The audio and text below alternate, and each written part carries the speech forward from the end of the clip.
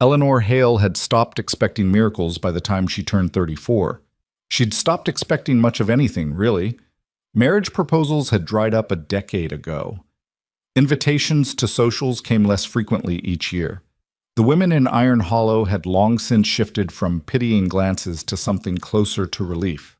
Relief that their own daughters hadn't ended up like her, teaching other people's children while her own womb stayed empty. The schoolhouse sat at the eastern edge of town, a weathered structure that leaned slightly to the left, as if it too was tired of standing upright. Eleanor arrived each morning before sunrise, lighting the stove and arranging the primers on 12 mismatched desks. She taught reading to children whose hands were already calloused from ranch work, arithmetic to boys who'd rather be breaking horses, and penmanship to girls who practiced signing their future married names in the margins. She never practiced signing anything but Eleanor Hale. The autumn of 1887 came hard and early to the Montana Territory. By mid-September, frost already silvered the prairie grass each morning, and the cottonwoods along Bitter Creek had started dropping leaves like they couldn't wait to be done with the effort of living. Eleanor felt a kinship with those trees. She was wiping chalk dust from the slate board when she heard boots on the wooden steps outside. Heavy boots.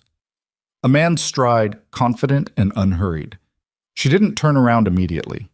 Parents sometimes stopped by to complain about grades or request their children be excused for harvest work. She'd learned to brace herself for these conversations. But when she finally turned, the words she'd prepared died in her throat. Ronan Mercer filled the doorway. Not stood in it, not entered it, filled it the way a thunderhead fills the sky before a storm. He was 6'3" if he was an inch, with shoulders that suggested he'd spent his life moving cattle and splitting firewood rather than sitting behind desks.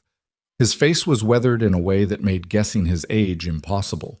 He could have been 35 or 50, dark hair, shot through with gray at the temples, eyes the color of slate in winter.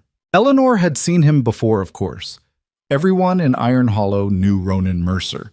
He owned the largest cattle operation in 3 counties, ran a crew of 20 men, and had a reputation for being harder than the land itself and twice as unforgiving. She'd heard the stories. A rustler had tried to steal Mercer cattle 5 years back. They'd found the man's body 3 days later, beaten so badly the undertaker had trouble making him presentable for burial. Ronan had never been charged.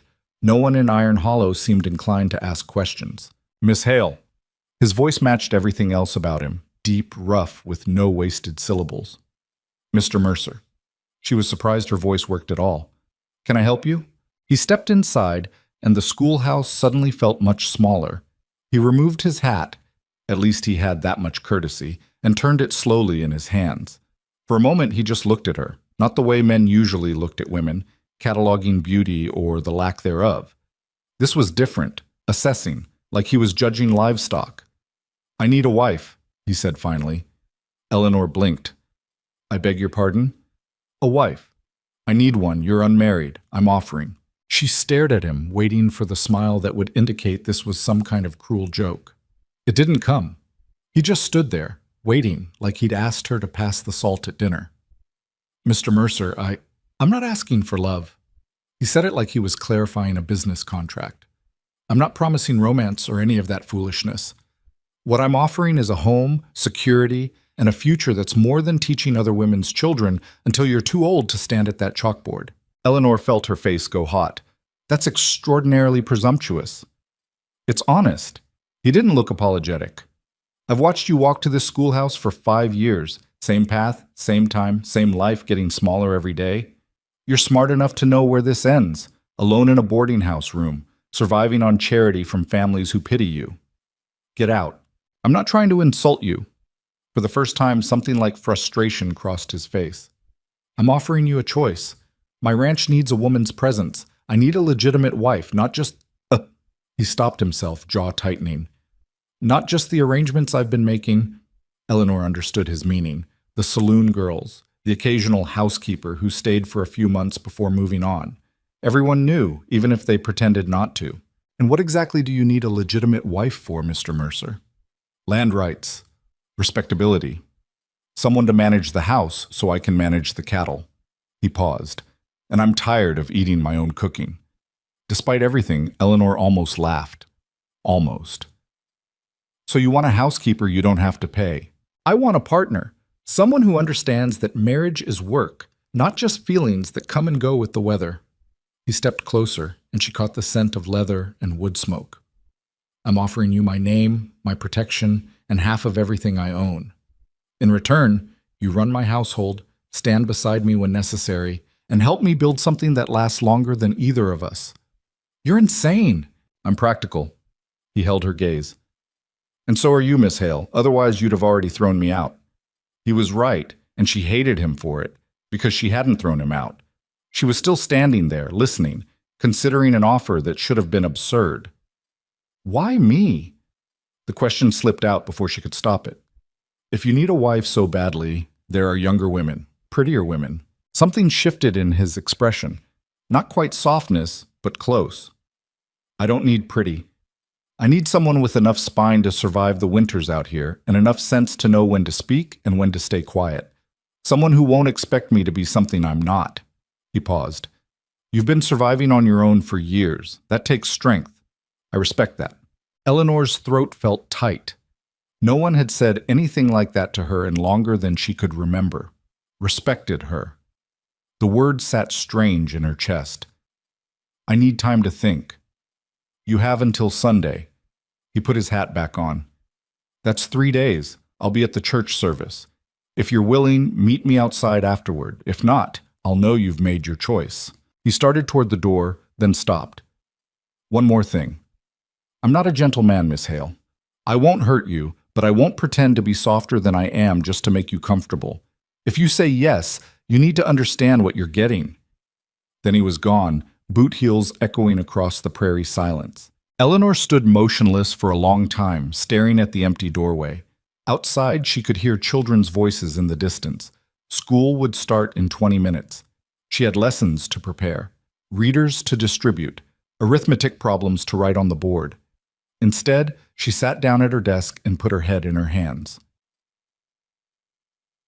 The next 3 days passed like a fever dream. Eleanor tried to focus on her teaching, but her mind kept wandering to Ronan Mercer's proposition. At night, alone in her boarding house room, she lay awake staring at the ceiling, cataloging her life with the same brutal honesty he'd used. She was 34 years old. She had $17 in savings. She owned 3 dresses, 2 of them mended so many times the original fabric was hard to distinguish from the patches. Her only living relative was a sister in Boston who'd stopped writing 2 years ago, after Eleanor had declined yet another invitation to come live as an unpaid governess to her sister's 4 children. She'd been teaching for 12 years. The salary was $40 a month during the school term, nothing during summer. She rented a room from Mrs. Hendricks, a widow who charged $15 monthly and made it clear that Eleanor should be grateful for the charity. The remaining $25 had to cover food, clothing, coal for heat, and anything else she might need. There were no other options in Iron Hollow.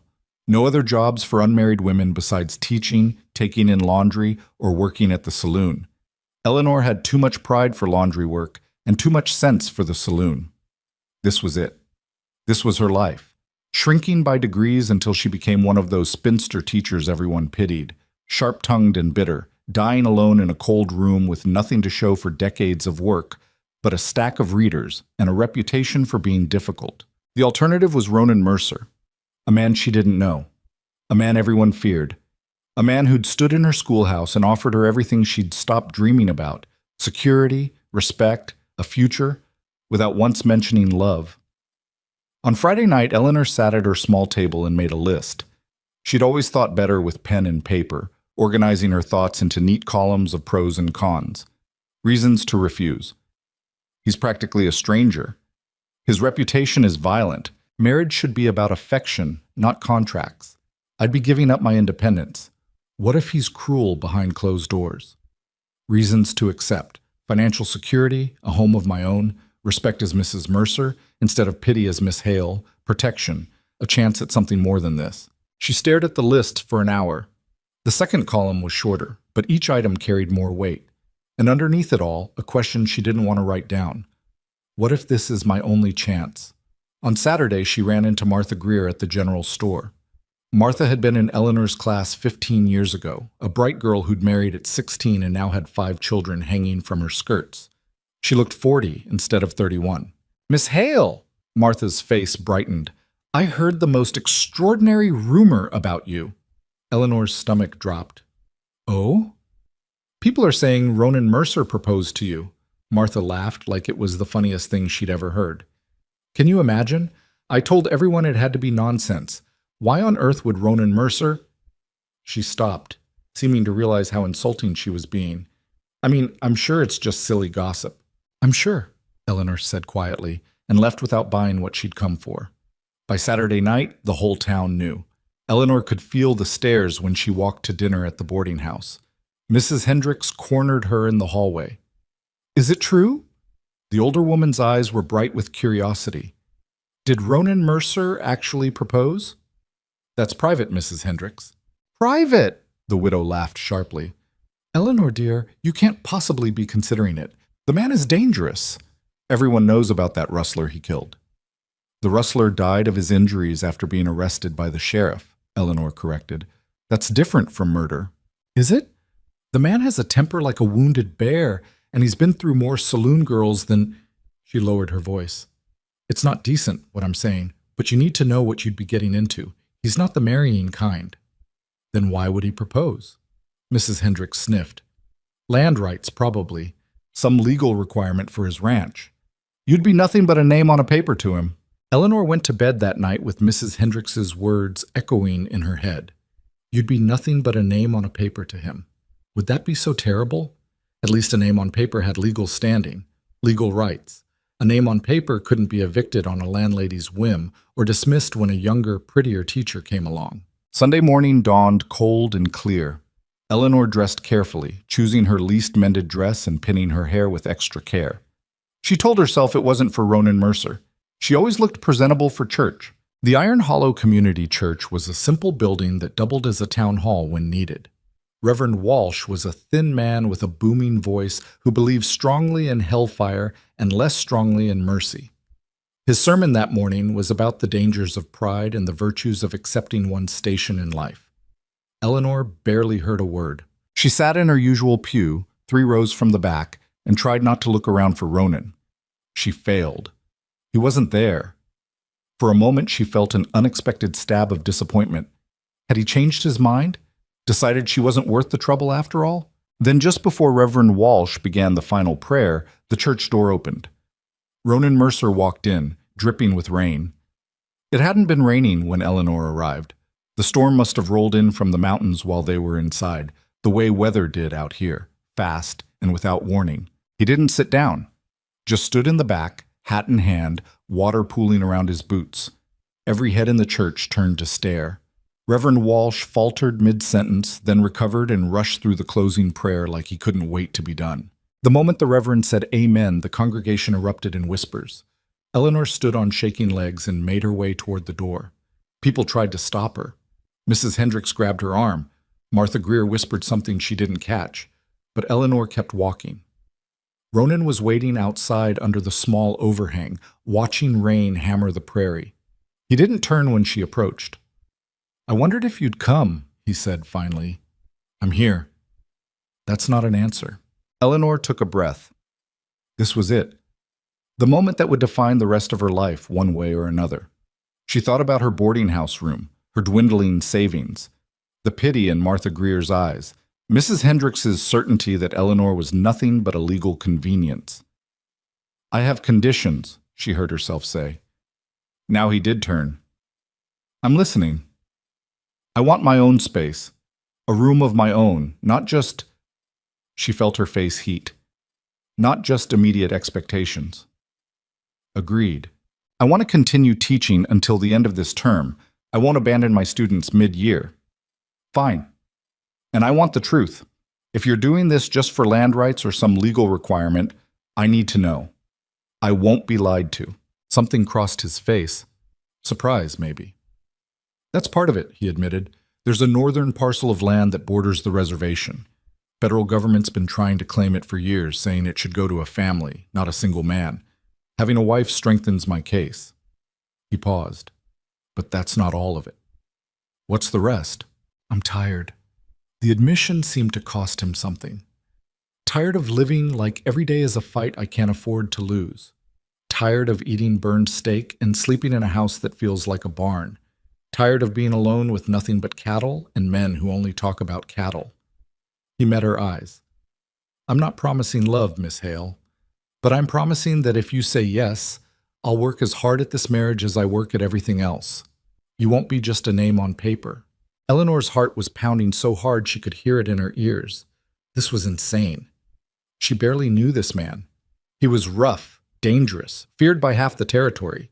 He'd just admitted he was partially marrying her for property rights. But he'd also called her strong, respected her, offered her a partnership instead of ownership. And he was giving her a choice, the first real choice she'd had in years. Yes, she whispered. Ronan's eyebrows rose slightly, like he hadn't quite believed she'd agree. You're sure? No, but I'm saying yes anyway. For the first time since she'd met him, Ronan Mercer smiled. It wasn't a large smile, barely a curve of his mouth, but it changed his entire face, made him look younger, almost gentle. We'll do it today, he said. Today? No point waiting. Reverend Walsh is right inside. We get it done now before either of us can think better of it. Eleanor's breath caught. Today. In less than an hour, she'd go from Miss Hale to Mrs. Mercer, from school teacher to rancher's wife, from pitied spinster to what? She didn't even know. I need to get my things from the boarding house. I'll take you there after. Right now we get married. He held out his hand. Eleanor looked at it, rough, scarred, the hand of a man who'd spent his life fighting the land and winning. Then she looked at her own hand, soft from books and chalk, the hand of a woman who'd spent her life preparing other people's children for futures she'd never have. She put her hand in his. The wedding was the shortest ceremony Reverend Walsh had ever performed. He kept looking between Eleanor and Ronan like he expected one of them to run. Behind them, a small crowd had gathered, curious townspeople who'd followed them back inside, unable to resist witnessing the spectacle. Do you, Ronan James Mercer, take this woman? I do. As your lawfully wedded wife, to have and to hold, I already said I do. Reverend Walsh looked flustered. Mr. Mercer, I need to complete the vows. Then complete them. The Reverend rushed through the rest, stumbling over words. When he got to Eleanor's part, she said, I do, in a voice that didn't sound like her own. The Reverend pronounced them married. Ronan kissed her cheek, brief, formal, nothing romantic about it. And then it was done. Eleanor was Mrs. Ronan Mercer. The crowd burst into shocked conversation. Eleanor heard fragments. Can you believe? Desperate, that's what it is. Give it 6 months before he's back at the saloon. Ronan's hand tightened on hers. Let them talk. It doesn't matter. But it did matter. Eleanor felt the weight of every judgment, every pitying look. Martha Greer was whispering to her sister. Mrs. Hendricks looked scandalized. Only a few people seemed happy. Old Tom Wright, who worked Ronan's cattle, gave them a genuine smile and a tip of his hat. They walked out into the rain together. Ronan had a wagon waiting, pulled by 2 massive draft horses. He helped Eleanor up.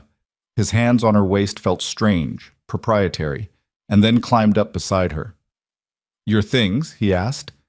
Yes, and I need to tell Mrs. Hendricks. I'll wait. The boarding house was 3 blocks away. Eleanor went inside alone, dripping rainwater across Mrs. Hendricks's clean floors. The widow came out of the kitchen, took one look at Eleanor's face, and understood. You didn't. I did. Eleanor, you foolish girl. I'm not a girl, Mrs. Hendricks. I'm 34 years old, and I just made the first real choice I've had in a decade. Eleanor was surprised by the firmness in her own voice. I'll collect my things and be gone within the hour. You can rent the room to someone else. She didn't wait for a response. Upstairs, in the small room that had been her entire world, Eleanor packed her life into 2 carpet bags, 3 dresses, 2 pairs of shoes, her books, 8 of them, including a volume of Tennyson she'd saved 3 months to buy, a daguerreotype of her parents, the quilt her mother had made before she died. It took 15 minutes. 15 minutes to erase 12 years. Ronan was waiting exactly where she'd left him, rain streaming off his hat. He took her bags without comment and helped her back into the wagon. Mrs. Hendricks watched from the window, her face tight with disapproval. "You ready?" Ronan asked. Eleanor looked back at the boarding house, at the town where she'd spent 12 years becoming increasingly invisible, at the church where she'd just married a stranger. "Yes," she said. "I'm ready." He clicked his tongue, and the horses started forward. Iron Hollow disappeared behind them as they headed west into the prairie, toward the Mercer Ranch and whatever future Eleanor had just chosen. The rain continued to fall, cold and relentless. Eleanor pulled her shawl tighter and tried not to think about what she'd just done. Tried not to wonder if she'd made the biggest mistake of her life, or the bravest choice. Beside her, Ronan drove in silence, his face set against the weather. After 20 minutes, he finally spoke. "You'll like the house," he said. "It's solid, warm, good views of the valley." "I'm sure it's fine. And Maria, she's the cook, she'll be glad to have another woman around. Gets lonely out there with just men." "Mr. Mercer." "Ronan. You're my wife now. Call me Ronan." The word felt strange in her mouth. "Ronan, you don't have to. We don't need to make conversation." He glanced at her. "You nervous?" "Terrified," she admitted. "Good. Shows you're smart." He turned his attention back to the horses. "I'm nervous too, if that helps." It did somehow. The idea that this frightening man might also be uncertain made him seem more human, less like a force of nature and more like just a person. They drove for another hour. The rain eased to drizzle, then stopped entirely. The sun broke through the clouds in long golden shafts, illuminating a landscape so vast it made Eleanor's breath catch. She'd lived on the prairie for 12 years, but always in town, surrounded by buildings. Out here, there was nothing but grass and sky for miles. The sheer scale of it was dizzying. "That's the northern boundary," Ronan said, pointing to a distant ridgeline. 10,000 acres from there to the river. Another 5,000 to the south." Eleanor tried to imagine owning that much land. Failed completely. "Your father started the ranch?" "My father and his father. Came out here in '62 before the war ended back east. They figured if they survived Montana, they could survive anything." His voice changed slightly. "My grandfather died the first winter. Froze to death checking cattle during a blizzard. My father kept going. And now it's yours." "Now it's ours." He said it simply, like it was obvious. "You're my wife. Half of everything belongs to you by law." Eleanor hadn't thought about that. She'd spent her entire adult life owning nothing of value, and now, by virtue of a 10-minute ceremony, she owned half of 15,000 acres and however many cattle Ronan ran. "How many head do you have?" "Around 3,000. We'll ship 1,500 to Chicago this fall, keep the rest for breeding stock." 3,000 cattle. Eleanor's head spun trying to calculate the value. Even at low prices, that represented more money than she could imagine. "What's wrong?" Ronan was watching her. "I just realized I married a rich man." He laughed, a short surprise sound. "Rich is relative. Some years are good, some aren't. Last winter I lost 200 head to cold and wolves. The year before that, drought killed the grass and I had to buy feed just to keep the breeding stock alive." He shook his head. "Ranching's not steady money, but it's mine. Ours," he corrected. "And if you're smart with it, you can build something that lasts." They crested a hill, and Eleanor saw it. The Mercer Ranch spread out in the valley below. The house was larger than she'd expected. 2 stories, painted white, with a wide porch wrapping around 3 sides. Behind it stood a massive barn, several outbuildings, corrals filled with horses, and in the distance, cattle dotting the hillsides like brown and white paint splatters. "Home," Ronan said quietly. Eleanor stared at it. Home. The word felt foreign. She'd had rooms, boarding situations, temporary lodgings, but home, not since her parents died when she was 19. As they descended into the valley, Eleanor noticed a woman standing on the porch, middle-aged, solid, wearing a flour-dusted apron. Maria, presumably. Behind her, several men had stopped working to watch the wagon approach. Eleanor could feel their curiosity, even from a distance. Ronan pulled up in front of the house and jumped down. Before Eleanor could move, he'd come around and lifted her from the wagon like she weighed nothing. For a moment they were face to face, his hands on her waist, her hands braced on his shoulders. "Welcome to your new home, Mrs. Mercer," he said. Then he set her down and turned to face the assembled group. 5 men had gathered, ranch hands, Eleanor assumed, plus Maria on the porch. "This is Eleanor," Ronan announced. "My wife. Anyone who's got a problem with that can collect their pay and be off the property by sunset." Silence. Then Maria broke into a wide smile and came down the steps. "Mrs. Mercer, about time this stubborn man found himself a wife." She had a slight Spanish accent and warm eyes. Come inside. You're wet and cold. I'll make tea." Eleanor found herself pulled into the house before she could respond. Behind her, she heard Ronan giving orders to his men. Then his boots on the porch steps, following her inside. The house was beautiful. Eleanor had expected rough bachelor quarters, dirty, sparse, uncomfortable. Instead, she found polished wood floors, solid furniture, a massive fireplace built from river rock, and windows that let in floods of light.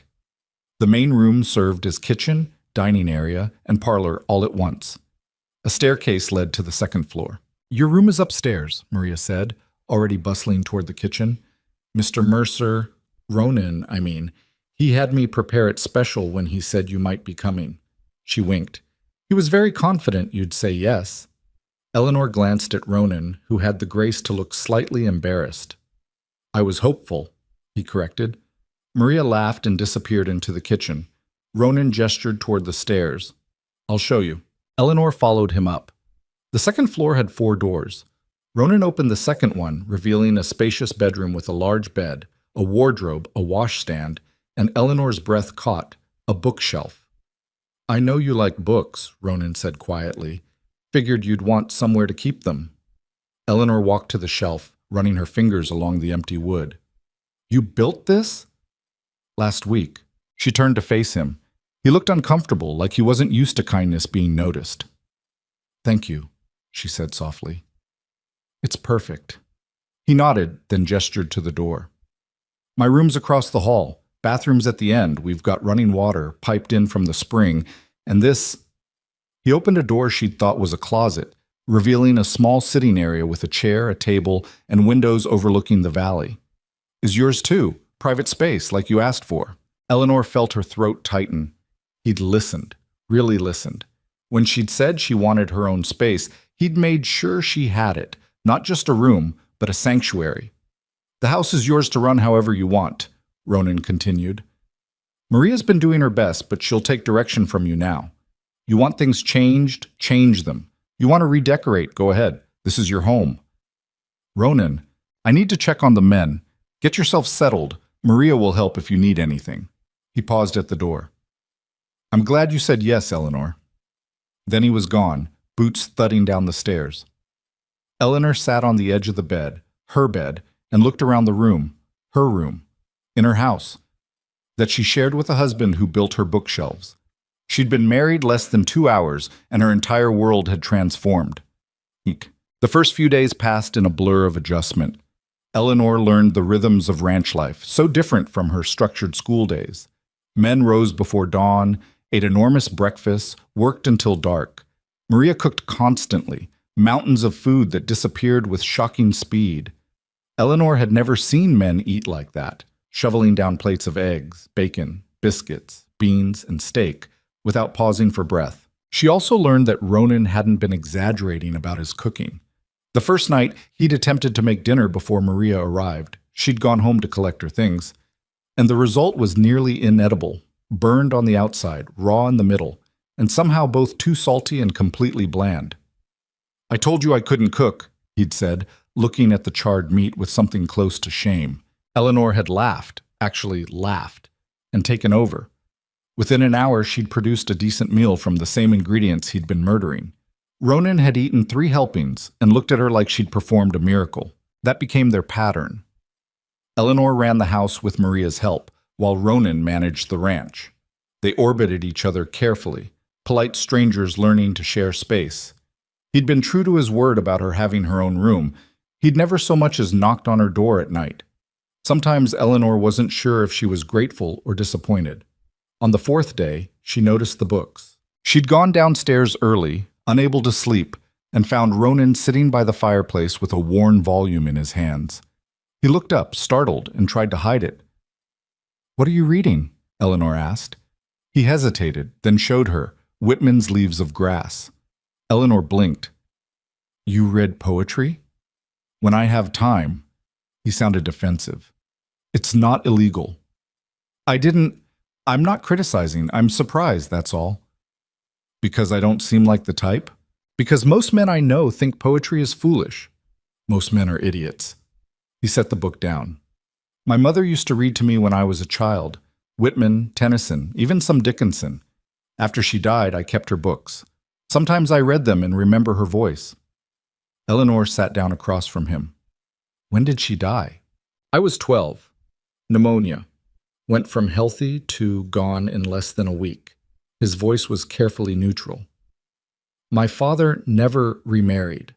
Just threw himself into the ranch, worked himself to death by the time he was 52. I'm sorry. Long time ago. But his eyes said it still hurt. What about your parents? Typhoid, when I was 19. They both got sick within days of each other. My sister was already married and gone east. I stayed with them until... She stopped, the memory still sharp after 15 years. I stayed until the end. That's when you started teaching? I needed work. The school needed a teacher. It wasn't a grand plan, just survival. Ronan nodded slowly. That's most of life, isn't it? Just surviving until you figure out the next step. They sat in comfortable silence, watching the fire burn low. Eleanor realized this was the longest real conversation they'd had. Not logistics about the house or small talk over meals, but actual conversation. Can I ask you something? Eleanor said. Go ahead. Why didn't you ever marry before? She searched for the right word. Established. Successful. There must have been women.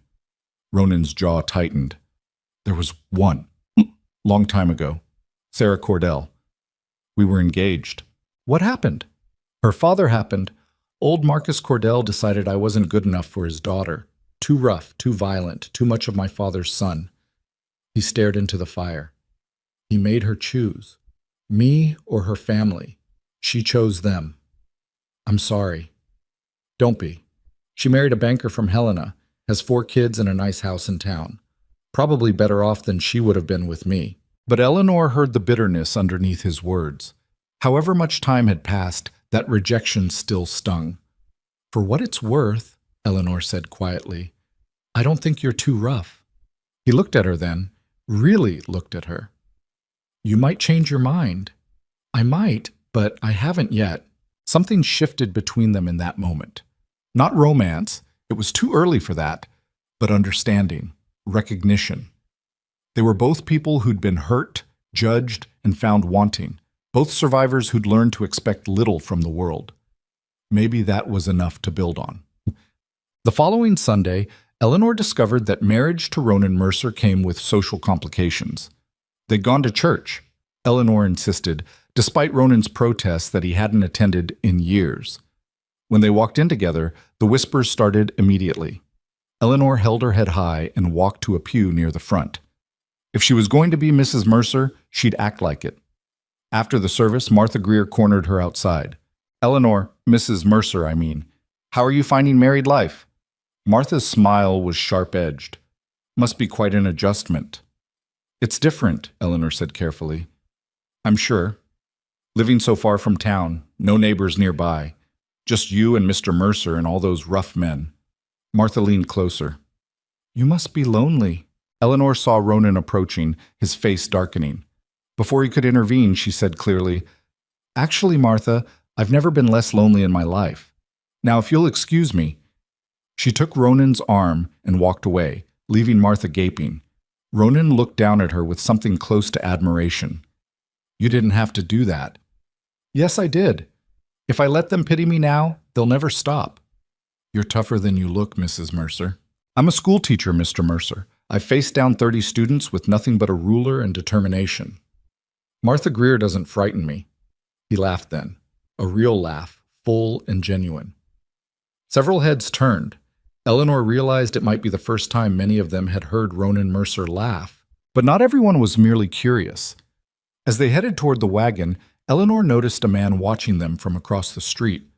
Tall, well-dressed, with cold eyes and a cruel mouth. He didn't look away when she met his gaze.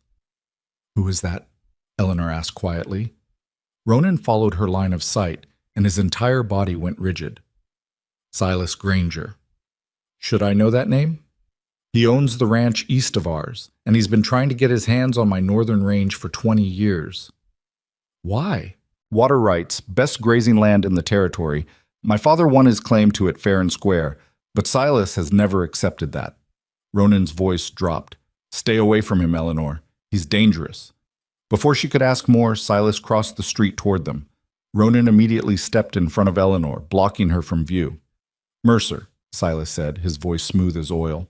I heard you got married. Quite the surprise. Granger. Ronan's tone could have frozen water. And this must be the new Mrs. Mercer. Silas tried to look around Ronan, but Ronan shifted, maintaining his position as a barrier. Congratulations, though I have to wonder about the timing. Wonder somewhere else. Of course. I just hope the government sees this as legitimate. Wouldn't want anyone thinking you married just to strengthen your claim to that disputed land. Silas smiled, showing too many teeth. That would be fraud. Eleanor felt Ronan tense beside her. She put a hand on his arm, feeling muscle, like iron underneath his sleeve. The land isn't disputed, Eleanor said clearly, stepping around Ronan despite his attempt to keep her behind him. And my marriage is none of your business, Mr. Granger. Silas's eyes widened slightly. He clearly hadn't expected her to speak. Mrs. Mercer, forgive me. I didn't mean to offend. Yes, you did, Eleanor said calmly. But it didn't work. Good day, Mr. Granger. She took Ronan's arm and guided him toward their wagon.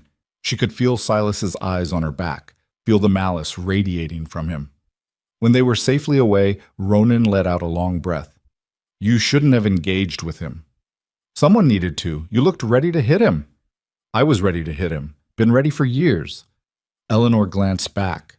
Silas was still watching them, his expression calculating. A shiver ran down her spine.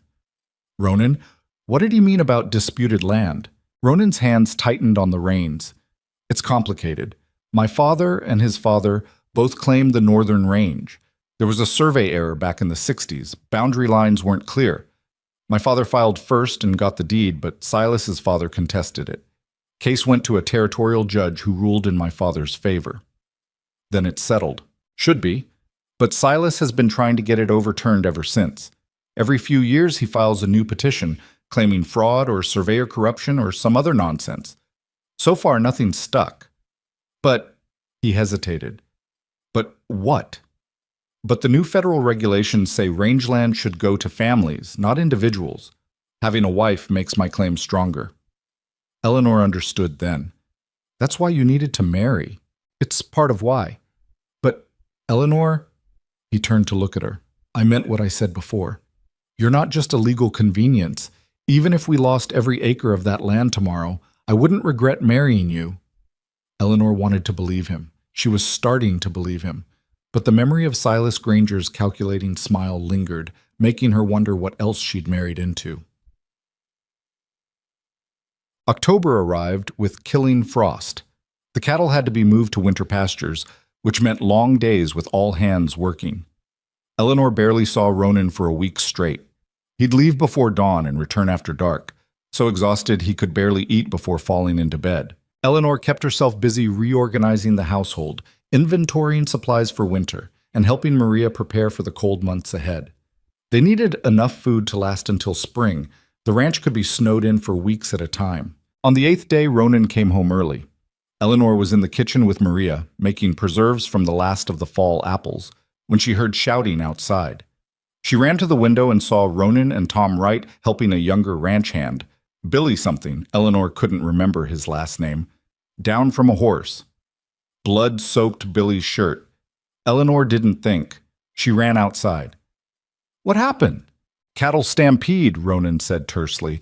Billy got caught between a fence and 300 head of panicked beef. Tom, get him inside. Maria! He bellowed toward the house. Boil water! They carried Billy into the kitchen and laid him on the table. Eleanor got her first good look at the injury, a deep gash across his ribs, still bleeding heavily. Billy's face was gray with shock. We need a doctor, Eleanor said. Doctor's in town, 40 miles round trip. He'd be dead before we got back. Ronan was already cutting away Billy's shirt. Eleanor, I need clean cloth. Lots of it. And whiskey. Eleanor moved on instinct, gathering supplies. When she returned, Ronan had exposed the full wound. It looked terrible, deep and jagged, but Eleanor realized it had missed anything vital. If they could stop the bleeding— "Hold him down," Ronan told Tom. Then to Eleanor, "Pour the whiskey directly into the wound. It's going to hurt like hell." Billy screamed when the whiskey hit exposed flesh. Eleanor's hand shook, but she kept pouring. Ronan worked with the focus of a surgeon, pressing cloth against the wound, checking the bleeding, pressing again. "Eleanor, I need you to stitch him up." "I can't." "You can. You've got steady hands and good eyesight. I'll tell you what to do."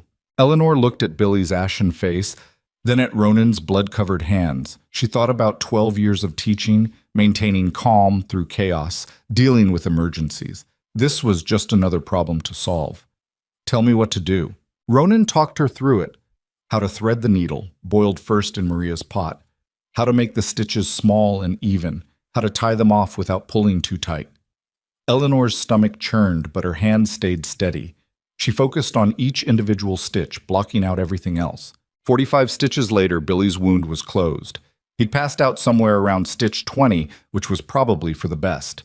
Ronan bandaged him up with practiced efficiency, then had Tom and another hand carry Billy up to one of the spare rooms. Only after Billy was settled did Eleanor allow herself to react. She walked outside into the cold evening air, leaned against the porch railing, and tried not to be sick. Ronan followed her out. He'd washed the blood off his hands, but his shirt was still stained red. "You did good work in there." Eleanor shook her head. "I nearly vomited twice." "But you didn't. You kept working." He stood beside her, both of them looking out at the darkening valley. "Not many women could have done that." "I'm not brave. I was terrified." "Brave doesn't mean not being scared. It means doing what needs doing anyway." He paused. "My mother used to patch up my father and the ranch hands. She taught me the basics. Always said that living this far from town, you had to be able to handle your own emergencies." "Is Billy going to be okay?" "If infection doesn't set in, yeah. He'll have one hell of a scar, but he'll live." Ronan glanced at her. "Thanks to you."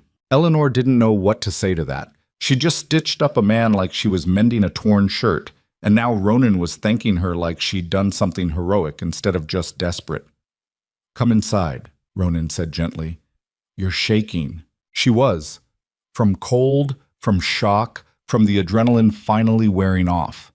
Ronan put an arm around her shoulders and guided her back into the house.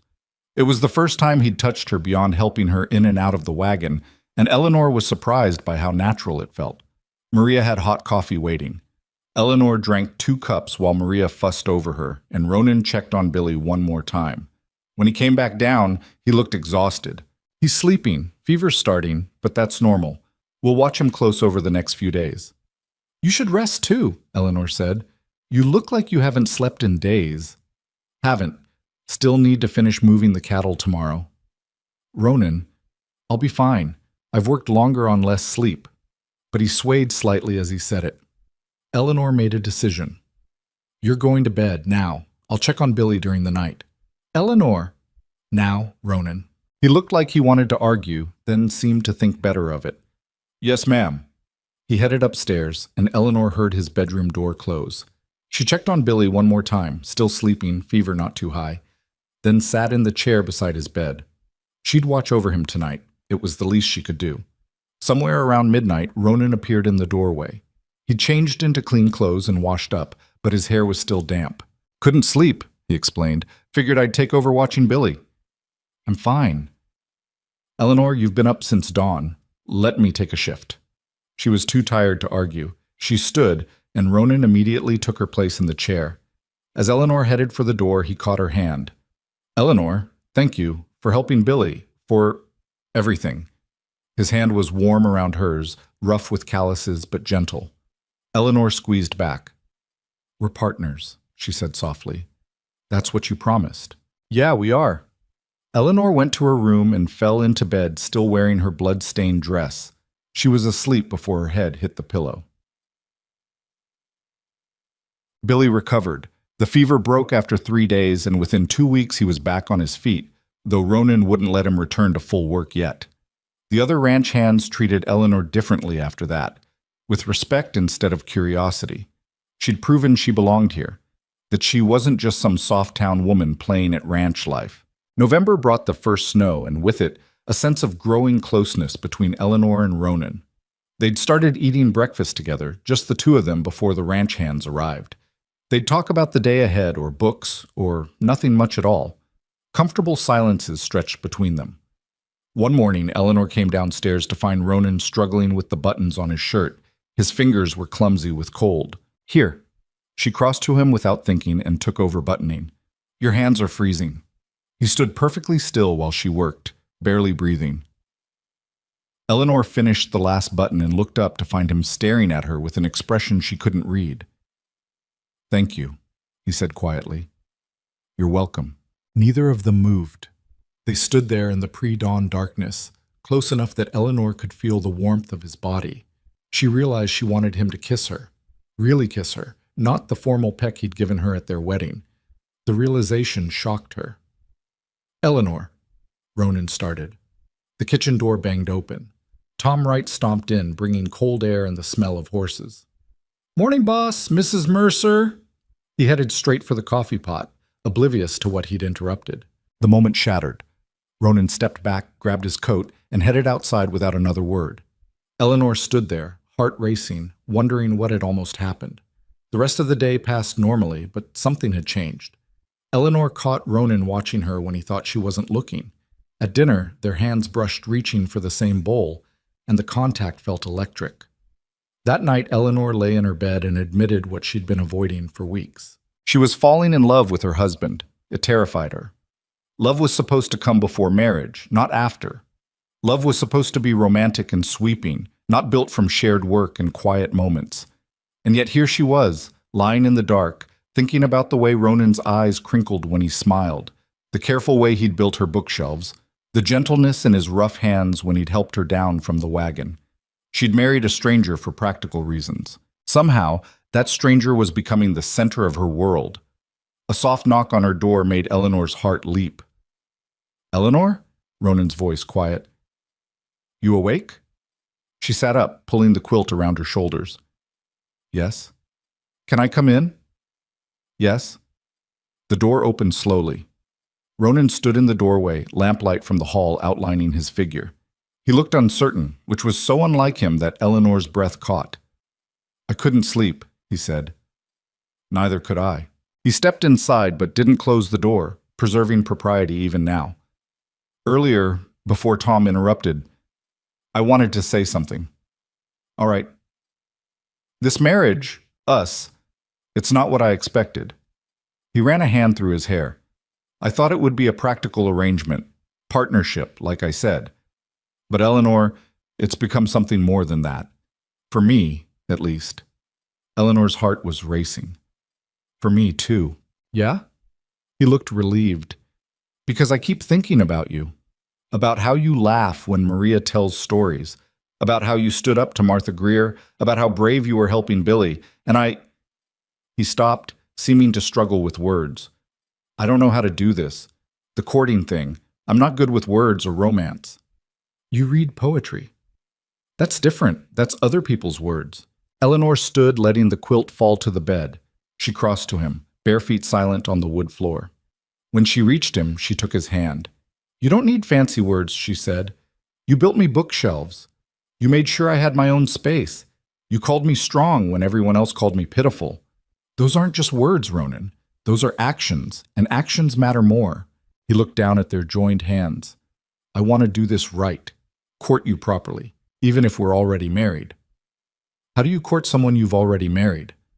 "I don't know, but I want to try." He met her eyes. "You married me for practical reasons. I want you to stay for better ones." Eleanor felt her throat tighten with emotion.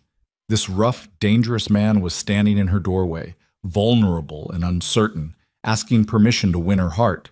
"I'm already staying," she whispered, "and not for practical reasons anymore." "No? No?" They stood there, hands clasped, something fragile and precious building between them. Ronan lifted his free hand and gently touched her cheek. "Can I kiss you?" he asked. "Really kiss you?" "Yes." He leaned down slowly, giving her time to change her mind. When his lips touched hers, it was gentle, questioning rather than demanding. Eleanor kissed him back, her hand coming up to rest on his chest. She could feel his heart hammering beneath her palm. When they finally pulled apart, Ronan rested his forehead against hers. "I'm falling in love with you," he said quietly. "Thought you should know." "I'm falling in love with you too." They stood like that for a long moment, neither wanting to break the spell. Finally, Ronan stepped back. "I should let you sleep." "You could stay." He shook his head. "Not yet. When that happens, and it will, I want it to be because we're both sure. No questions, no doubts. Can you wait a little longer?" Eleanor nodded, even though part of her wanted to pull him back. "I can wait." "Good night, Eleanor." "Good night, Ronan." He closed the door gently behind him. Eleanor climbed back into bed, touching her lips where he'd kissed her. She felt like a girl again, giddy and hopeful and terrified all at once. She'd married for survival, but she was falling in love for real, and she had no idea how this story would end. The next morning brought clarity Eleanor hadn't expected.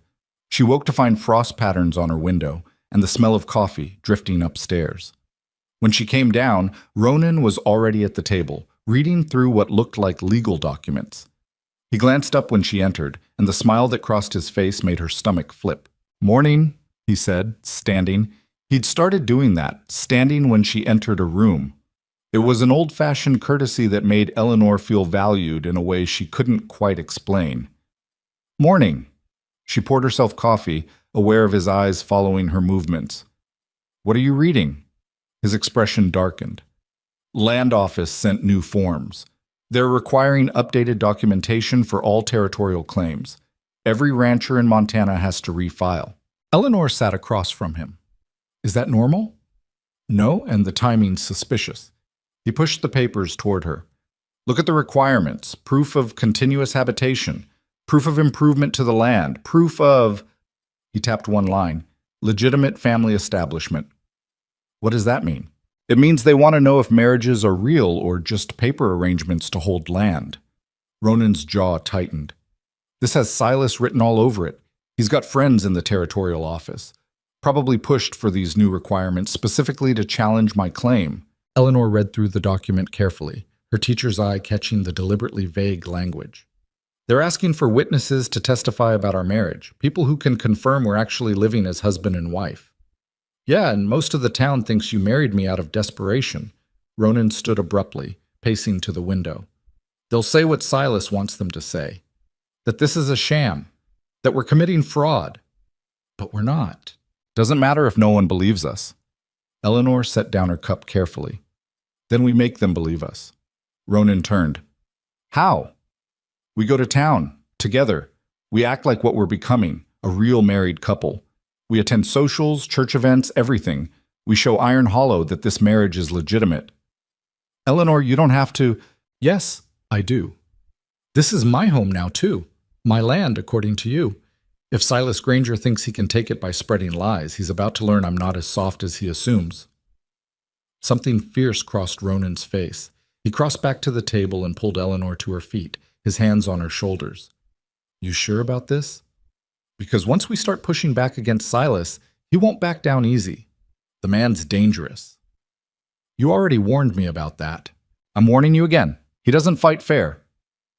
Eleanor thought about the cold calculation she'd seen in Silas Granger's eyes outside the church. Thought about the implied threat in his words. But she also thought about the life she'd built here in just 2 months. The home, the partnership, the love slowly growing between her and Ronan.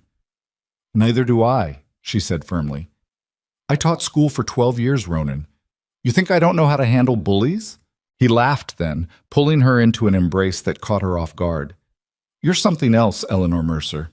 She wrapped her arms around him, feeling the solid warmth of his body. "We're partners, remember? That means we fight together." They stood like that until Maria bustled in, took one look at them, and made a show of being very busy with breakfast preparations. Ronan released Eleanor but kept her hand in his as they sat back down. That afternoon, they rode to town together. It was Saturday, which meant the general store would be crowded with ranchers and their families stocking up for the coming week. Ronan helped Eleanor down from the wagon, and this time when he took her arm, it wasn't just courtesy. He was claiming her publicly, making it clear to anyone watching that Eleanor was his wife in every sense of the word. The whispers started the moment they walked into Pritchard's general store. Mrs. Hendricks was there, examining fabric with the same critical eye she'd probably used to judge Eleanor's mended dresses. Martha Greer stood nearby with two of her children clinging to her skirts. Several other women Eleanor recognized from church clustered near the counter. All conversation stopped when Eleanor and Ronan entered. "Mrs. Pritchard," Ronan said pleasantly, addressing the store owner's wife. "My wife needs fabric for new curtains. What would you recommend?" The emphasis on "my wife" was deliberate. Mrs. Pritchard, a practical woman who'd never been one for gossip, smiled warmly. "We just got a shipment of cotton prints from Chicago. Let me show you." Eleanor spent the next hour selecting fabric, thread, and other household supplies while Ronan stood nearby, occasionally offering opinions that showed he actually cared about their home. At one point, he picked up a length of blue calico and held it up to Eleanor's face. "This matches your eyes," he said, loud enough for half the store to hear. Eleanor felt her cheeks heat. "Ronan, it does. We should get it. For curtains? For a dress. You deserve something new that isn't mended." The casual generosity, the public affection, it was all working. Eleanor could see the women watching, reassessing. Mrs. Hendricks looked like she'd bitten into something sour. Martha Greer seemed confused, as if she couldn't reconcile this attentive husband with the brutal rancher everyone feared. They were loading their purchases into the wagon when Silas Granger appeared. He wasn't alone. 3 men flanked him, ranch hands, Eleanor assumed, though they looked more like hired muscle. "Mercer," Silas said, all false friendliness. "Fancy seeing you in town. Usually send your men for supplies." "My wife wanted to come. I'm showing her around." Ronan's voice was carefully neutral, but Eleanor felt the tension in his arm where she held it. "Of course, the new Mrs. Mercer." Silas tipped his hat to Eleanor. "How are you finding ranch life? Must be quite different from teaching school." "I'm finding it suits me well, thank you." "Really? I'd heard you were having trouble adjusting, that you spent most nights crying in your room, regretting your hasty decision." Eleanor's breath caught. That was a lie, a deliberate, cruel lie designed to undermine their marriage's legitimacy. "You heard wrong," she said coldly. "I've never been happier." "Is that so?" Silas's smile sharpened. "Funny, because my housekeeper's sister works at the boarding house. She says Mrs. Hendricks told her you were desperate to leave Mercer's ranch, that you'd come to her begging for your old room back." "That's a lie." Eleanor's voice rang out clear and angry. Several townspeople had stopped to watch the confrontation. "I've never contacted Mrs. Hendricks since I married, and I certainly never begged for anything." "Eleanor," Ronan said quietly, warning her. But Eleanor was done being careful. "Mr. Granger, I don't know what you hope to accomplish with these fabrications, but I suggest you stop. My marriage is legitimate. My home is the Mercer Ranch, and no amount of gossip will change that." Silas's expression hardened. Strong words from a schoolteacher. "Let's see if you're still so confident when the territorial office comes calling. They'll want proof your marriage is real. Think they'll believe you?" "They'll believe what's true," Eleanor said. "Now, if you'll excuse us, we have shopping to finish." She turned away deliberately, but not before she saw the flash of rage in Silas's eyes. Ronan guided her quickly toward another shop, his hand tight on her arm. "That was either very brave or very stupid," he muttered when they were out of earshot. "Probably both, but I meant what I said. I'm not letting him spread lies about us without fighting back. He's going to make you pay for embarrassing him publicly. Let him try." But Eleanor's bravado faded as they finished their errands. She noticed how many people avoided making eye contact with them now, how the friendly chatter stopped when they approached. Silas had been sowing discord for weeks, she realized, turning the town against them before they'd even known to defend themselves. On the ride home, Ronan was quiet. Eleanor watched the mountains in the distance and tried not to think about what they were facing. "I'm sorry," she said finally. "I shouldn't have confronted him like that." "Don't apologize. You were right to stand up to him." Ronan glanced at her. "But Eleanor, you need to understand what kind of man Silas is. 20 years ago, when my father was still alive, they had a boundary dispute. They were supposed to meet to resolve it peacefully. Instead, Silas showed up with armed men and tried to force my father into signing over the northern range. What happened? My father refused. There was a standoff that lasted 3 days. Eventually, the sheriff came out and ordered everyone to stand down. But 2 weeks later, someone set fire to our barn. We lost 30 horses and nearly lost the house too. Ronan's hands tightened on the reins. Could never prove it was Silas, but everyone knew. Eleanor's stomach turned. And you think he'll do something like that again? I think he'll do whatever it takes to get what he wants. And now you've made yourself a target alongside me. They rode in silence for a while, both lost in thought. Finally, Eleanor said, "Tell me about the northern range. Why does Silas want it so badly? Water? The best creek in the territory runs through that land. Never runs dry, even in drought years. Without it, his cattle operation is limited. With it, he could double his herd." Ronan pointed north. That land's the difference between Silas being a successful rancher and Silas being the biggest cattle baron in Montana. But your father won it legally. Yeah, there was a survey dispute back in 1867. Both families claimed the same 1,000 acres. They brought in a federal surveyor to settle it. The surveyor ruled in favor of my grandfather's original claim. Gave us clear title. So why does Silas keep challenging it? Because he thinks the surveyor was bribed. And because his father spent the rest of his life swearing the Mercers stole that land. Silas grew up hearing that story. He genuinely believes we're thieves. Eleanor processed this. Is there any truth to it? About the bribe? Ronan was quiet for a long moment. I don't know. My grandfather was dead before I was born. My father swore everything was legitimate, but he also said sometimes survival requires moral flexibility. He looked at Eleanor directly. I'm telling you this because you deserve to know. There might be truth to Silas's accusations, or there might not. But either way, that land is legally ours now, has been for 40 years. Eleanor appreciated his honesty even as it complicated things. What happens if we lose it? We survive. The ranch is still profitable without the northern range, but he stopped. But what? But it was my father's, and his father's. That land has Mercer blood in it. Losing it would feel like losing part of my family. His voice roughened. Like Silas finally won. Eleanor understood then. This wasn't just about property or water rights. This was about legacy, honor, and a decades-old feud that had poisoned both families, and she just stepped into the middle of it. When they reached home, Tom Wright was waiting with news that made everything worse. Boss, we got problems. Someone cut the fence on the north pasture, lost about 50 head of cattle. Ronan was off the wagon before Tom finished speaking. When? Sometime last night or early this morning. Found it during patrol. Cattle scattered all over creation. How many did we recover? 30 so far. Boys are still looking. Ronan cursed viciously. Eleanor climbed down from the wagon, her mind racing. Could the fence have broken naturally? Tom shook his head. Clean cuts. Someone used wire cutters. This was deliberate. Eleanor and Ronan exchanged glances. They both knew who was responsible, even if they couldn't prove it. Get the men together, Ronan ordered. We're riding out. I want those cattle found before dark. Ronan, Eleanor called as he started toward the barn. Be careful. He paused, came back, and kissed her forehead quickly. Lock the doors. Don't open them for anyone but me or Tom. Understand? Fear trickled down Eleanor's spine. You think he'll come here?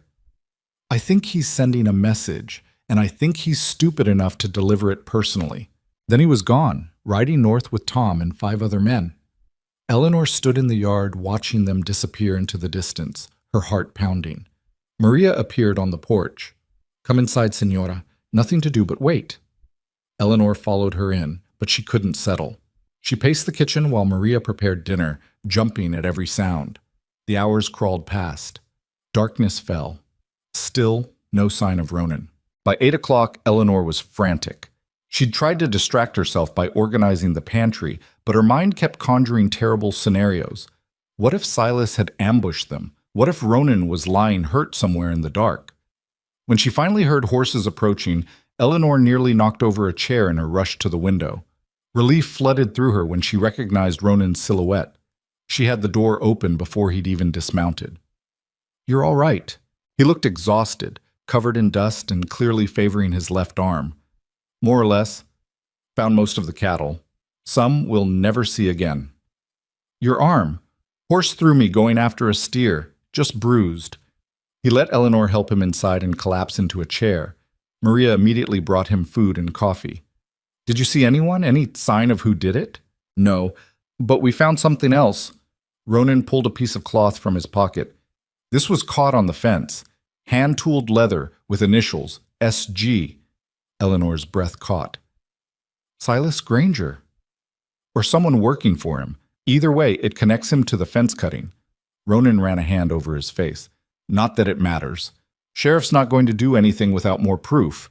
And even if he did, Silas would just claim he lost that strap weeks ago. Could have been anyone who picked it up. So we just let him get away with it? For now, but I'm posting guards at night from now on, and I'm sending word to the other ranchers. Silas is escalating. They need to know. Eleanor helped him wash up, her hands gentle on his bruised arm. When Maria finally headed to her small cabin behind the main house, Eleanor and Ronan were left alone in the kitchen. You should rest, Eleanor said. Can't. Need to check on Billy, then go through the books. We just lost money we can't afford to lose. The books can wait until morning. Eleanor, Ronan Mercer, you can barely stand. You're going to bed, and I'm not arguing about it. He looked like he wanted to protest, but then something shifted in his expression. You're right. I'm too tired to think straight anyway. He stood slowly, wincing. Walk with me? They went upstairs together. At his bedroom door, Ronan paused. Thank you for worrying about me. Of course I worried. You're my husband. Yeah. He touched her face gently. I keep forgetting how lucky I got. Ronan, I mean it. You could have said no that day, stayed safe in town, away from all this. He gestured vaguely. Instead, you're here dealing with cut fences and feuds that aren't your fault. They're my fault now, because I chose you. Eleanor stepped closer. And I'd choose you again. They kissed then, slow and sweet despite the exhaustion and fear. When they parted, Ronan rested his forehead against hers. I love you, he said quietly. Should have said it before, but I'm saying it now. Eleanor's eyes stung with unexpected tears. I love you too. He kissed her once more, then stepped back. Get some sleep. Tomorrow's going to be hard. Eleanor went to her own room but found she couldn't sleep. Her mind kept churning over everything. The confrontation with Silas, the cut fence, the leather strap, Ronan's bruised arm. They were under attack, and she had no idea how to fight back. Around midnight, she heard movement outside her door, then a soft knock. Eleanor? You awake?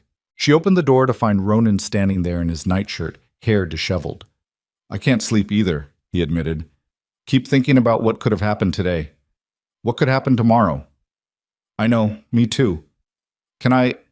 He stopped, looking uncertain. Can I just sit with you? Just for a while? Eleanor stepped back, letting him in. They sat together on her bed, shoulders touching, finding comfort in proximity. Ronan took her hand, threading their fingers together. When I was riding after those cattle today, all I could think about was you, he said quietly, about making sure you were safe, about coming home to you. He paused. I've been living like I had nothing to lose for 20 years, but now I do. Now I have everything to lose. Eleanor squeezed his hand. We'll figure this out. Together. Yeah, together. They sat like that for a long time, talking quietly about nothing important. Childhood memories, favorite books, dreams they'd stopped letting themselves dream. Somewhere around 2 a.m, Eleanor dozed off against Ronan's shoulder. When she woke at dawn, he was gone, but there was a note on her bedside table. Thank you for last night, for everything. R. The next few weeks passed in uneasy tension. Ronan doubled the guards and started riding the property lines daily. Nothing else was sabotaged, but everyone felt the threat hanging over them. Silas didn't strike again directly, but his influence spread through town like poison. Eleanor kept teaching she'd promised to finish the term, and used her position to quietly push back against the gossip. When Martha Greer made snide comments about Eleanor's marriage during a parent meeting, Eleanor calmly explained that spreading rumors about another person's private life was both unchristian and potentially slanderous. Martha had paled and stopped talking, but not everyone was hostile. A few people, Mrs. Pritchard, old Tom Wright's wife, the blacksmith and his family, made a point of being friendly. They'd come to church and sit near Eleanor and Ronan, a public statement of support. It helped, but it wasn't enough to counter Silas's influence. In late November, the Territorial Land Office sent an inspector. His name was Abernathy, and he arrived unannounced on a Tuesday afternoon when Ronan was out checking cattle. Eleanor was helping Maria with bread when they heard a horse approach. The man at the door was thin and officious, with wire-rimmed spectacles and a perpetually skeptical expression. Mrs. Mercer? Yes? I'm Inspector Abernathy from the Territorial Land Office. I need to inspect the property and ask you some questions about your marriage. Eleanor's stomach dropped, but she kept her voice steady. Of course. Please come in. She showed him into the parlor and offered coffee, which he declined. He pulled out a notebook and began asking questions while walking around the house, examining everything with suspicious eyes. How long have you been married, Mrs. Mercer? Nearly 3 months. And how did you meet your husband? Eleanor told him, sticking to the truth. Abernathy wrote everything down, occasionally raising an eyebrow. That's quite unconventional. Perhaps, but it's honest. Do you share a bedroom with your husband? Eleanor felt her face heat. That's a very personal question, Inspector. It's a relevant question. The office has received reports that this marriage is fraudulent, that you maintain separate bedrooms and live essentially as strangers. We have separate bedrooms, but that doesn't mean... Eleanor stopped, realizing how defensive she sounded. Inspector, my marriage is no one's business but mine and my husband's. It becomes the government's business when it's used to maintain land claims, Mrs. Mercer. He looked around the parlor with cold eyes. This is a very nice home, comfortable, secure, quite an improvement over a boarding house room on a teacher's salary. The implication was clear. Eleanor felt anger rise, hot and sharp. Are you suggesting I married for money? I'm suggesting that's one possibility the office needs to investigate. Before Eleanor could respond, the front door opened. Ronan walked in, took one look at Abernathy, and his expression hardened. Who are you and what are you doing in my house? Abernathy stood quickly. Inspector Abernathy, Territorial Land Office. I'm conducting a review of your property claim, Mr. Mercer. You're supposed to notify property owners before inspection. The office has discretion in cases of suspected fraud. Ronan's jaw clenched. Get out. Mr. Mercer, I'm authorized. I don't care what you're authorized to do. You come into my home, interrogate my wife when I'm not present, and accuse us of fraud. You want to inspect the property? File proper notice through my lawyer, but right now, get out of my house. Abernathy's face flushed. Mr. Mercer, if you refuse to cooperate... I'm not refusing to cooperate. I'm refusing to be ambushed. There's a difference. Ronan moved to the door and held it open. Out. Now. The inspector gathered his papers with shaking hands. At the door, he turned back. You're making this much worse for yourself, Mr. Mercer. The office will note your lack of cooperation. The office can note whatever it wants. My lawyer will be in contact.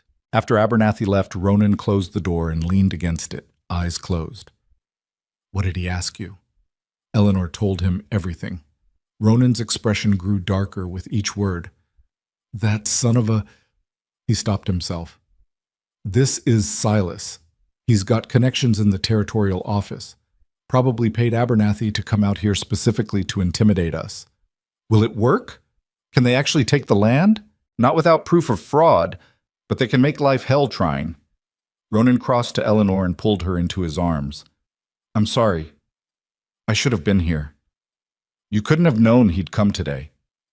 Still, you shouldn't have had to face that alone. They stood holding each other, taking comfort in proximity. After a moment, Eleanor said, Ronan? He asked about our sleeping arrangements. Yeah, that's a common question in fraud investigations. So maybe we should... Eleanor stopped, feeling her face heat. Ronan pulled back to look at her. Eleanor, are you suggesting what I think you're suggesting? I'm suggesting that we're married, that we love each other, and that we're letting other people's judgment dictate how we live in our own home. She met his eyes. I'm tired of separate bedrooms. Aren't you? His breath caught. You're sure? I'm sure. Because if you're only doing this for the investigation, I'm not. I'm doing this because I want to, Because I want to be your wife in every way. She paused. Unless you don't want... He kissed her, stopping the words. When they finally broke apart, both breathless, Ronan said, I want. I've wanted since the day you stitched up Billy and didn't faint. But I wanted you to be ready. I'm ready now. That night, Eleanor moved her things into Ronan's room. It felt momentous and terrifying and right all at once. When they finally came together, it was tender and awkward and nothing like the romance novels Eleanor had secretly read. It was better because it was real, two imperfect people learning how to love each other. Afterward, lying in Ronan's arms, Eleanor felt something settle in her chest. This was home. Not the house or the ranch or even Montana. This man, this partnership, this hard-won intimacy. This was home. What are you thinking? Ronan asked, his voice rough. That I'm glad I married you. He tightened his arms around her. Best decision I ever made, asking you. Even with everything that's happening, with Silas and the investigation, especially with all that, because now I'm not facing it alone. He kissed her temple. We'll fight this together, Eleanor, and we'll win. Eleanor wanted to believe him, but as she drifted off to sleep, she couldn't shake the feeling that the worst was still coming. The next morning brought news that proved her instincts right. Tom Wright arrived before breakfast, his face grim. Boss, we got trouble. Someone burned the line shack up on North Ridge. Whole thing's gone. Ronan went very still. Anyone hurt? Nobody was there, thank the stars. But boss, Tom hesitated. There was a message carved into a tree nearby, said, thieves get what they deserve. Eleanor felt cold dread settle in her stomach. This wasn't just sabotage anymore. This was a direct threat. Ronan stood slowly.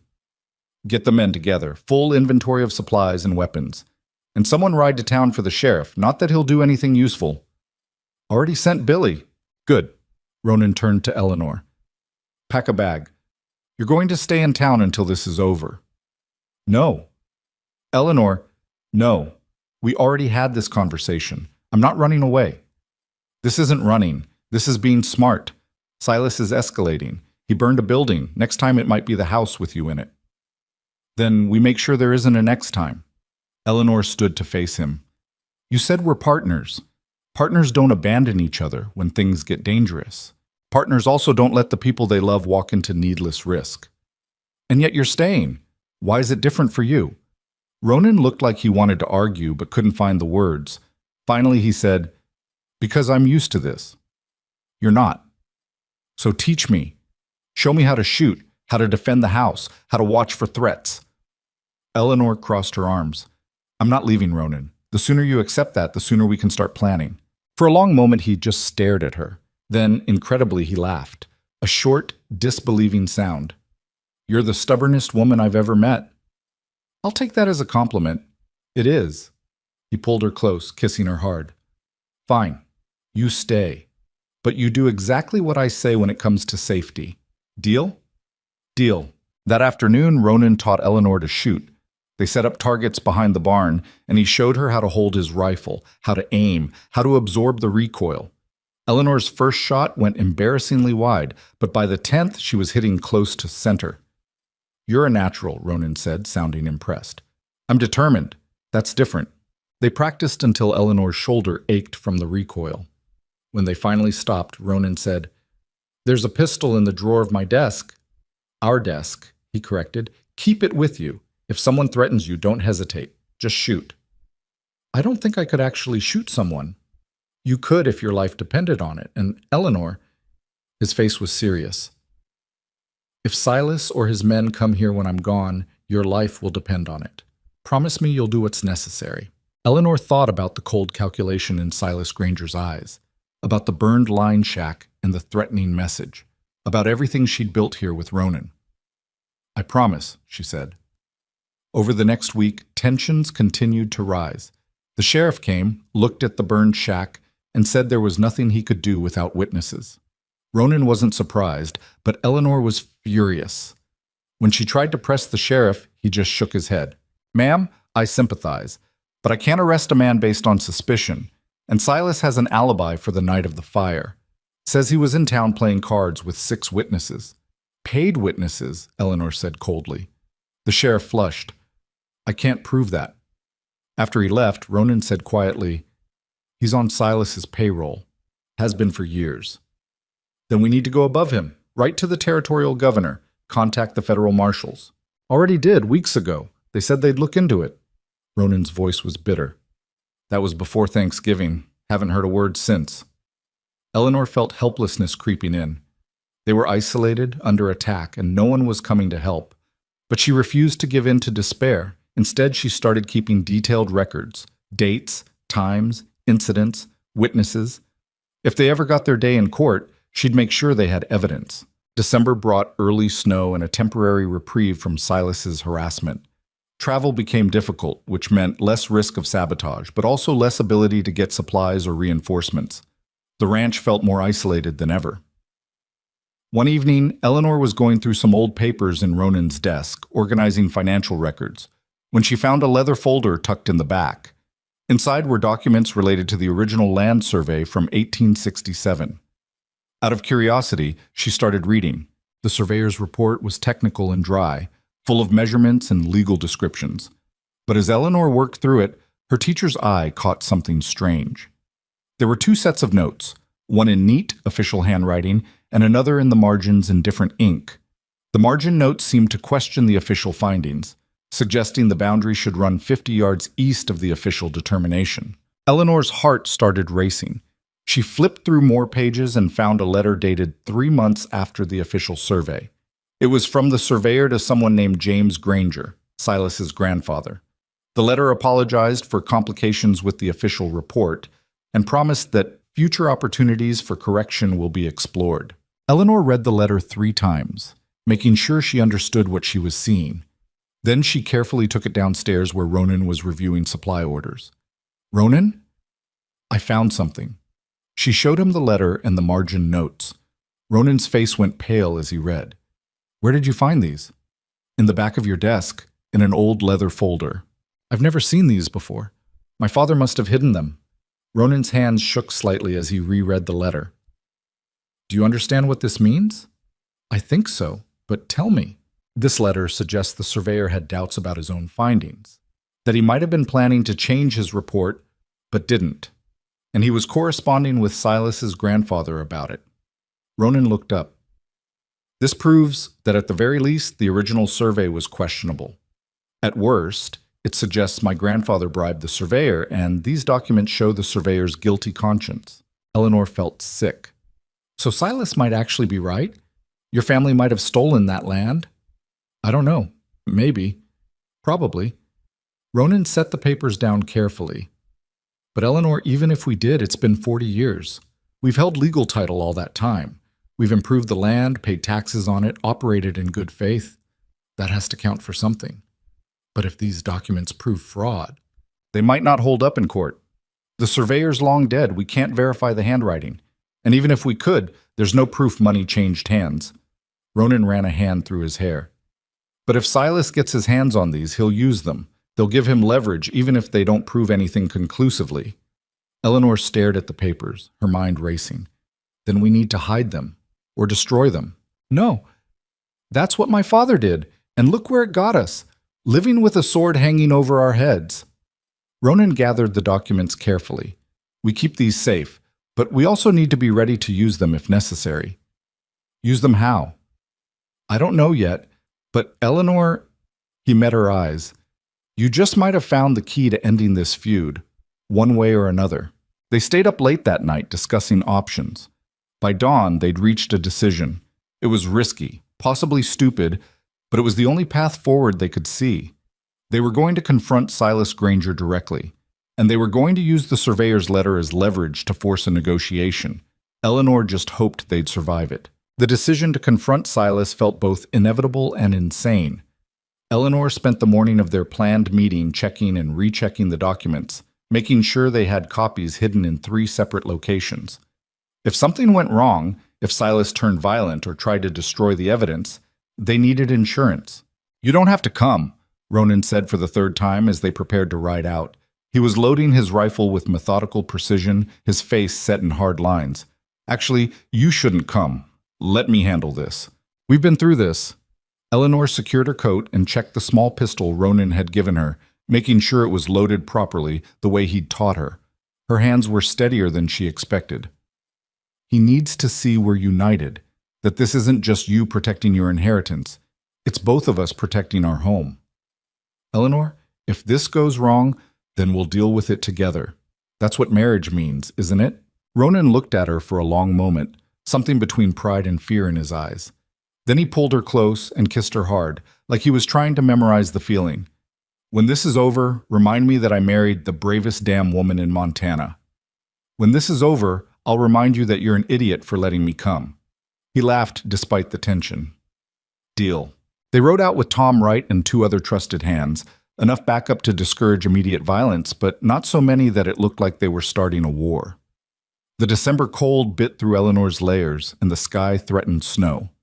Perfect weather for everything to go wrong. The Granger Ranch sprawled across a valley east of Mercer Land, impressive in its scope, but somehow hollow-looking. The buildings were newer than Ronan's, larger and more expensive, but they lacked the lived-in warmth of the Mercer homestead. Everything looked constructed for show rather than function.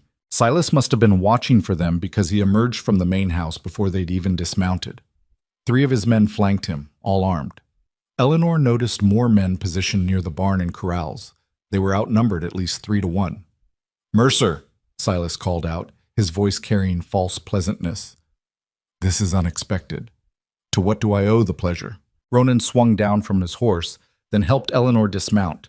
She noticed how he kept himself between her and Silas's men. "We need to talk, privately. Anything you have to say to me, you can say in front of my men." "Fine. Let's talk about arson, trespassing, and destruction of property. About how you've been sabotaging my ranch for months." Silas's expression didn't change.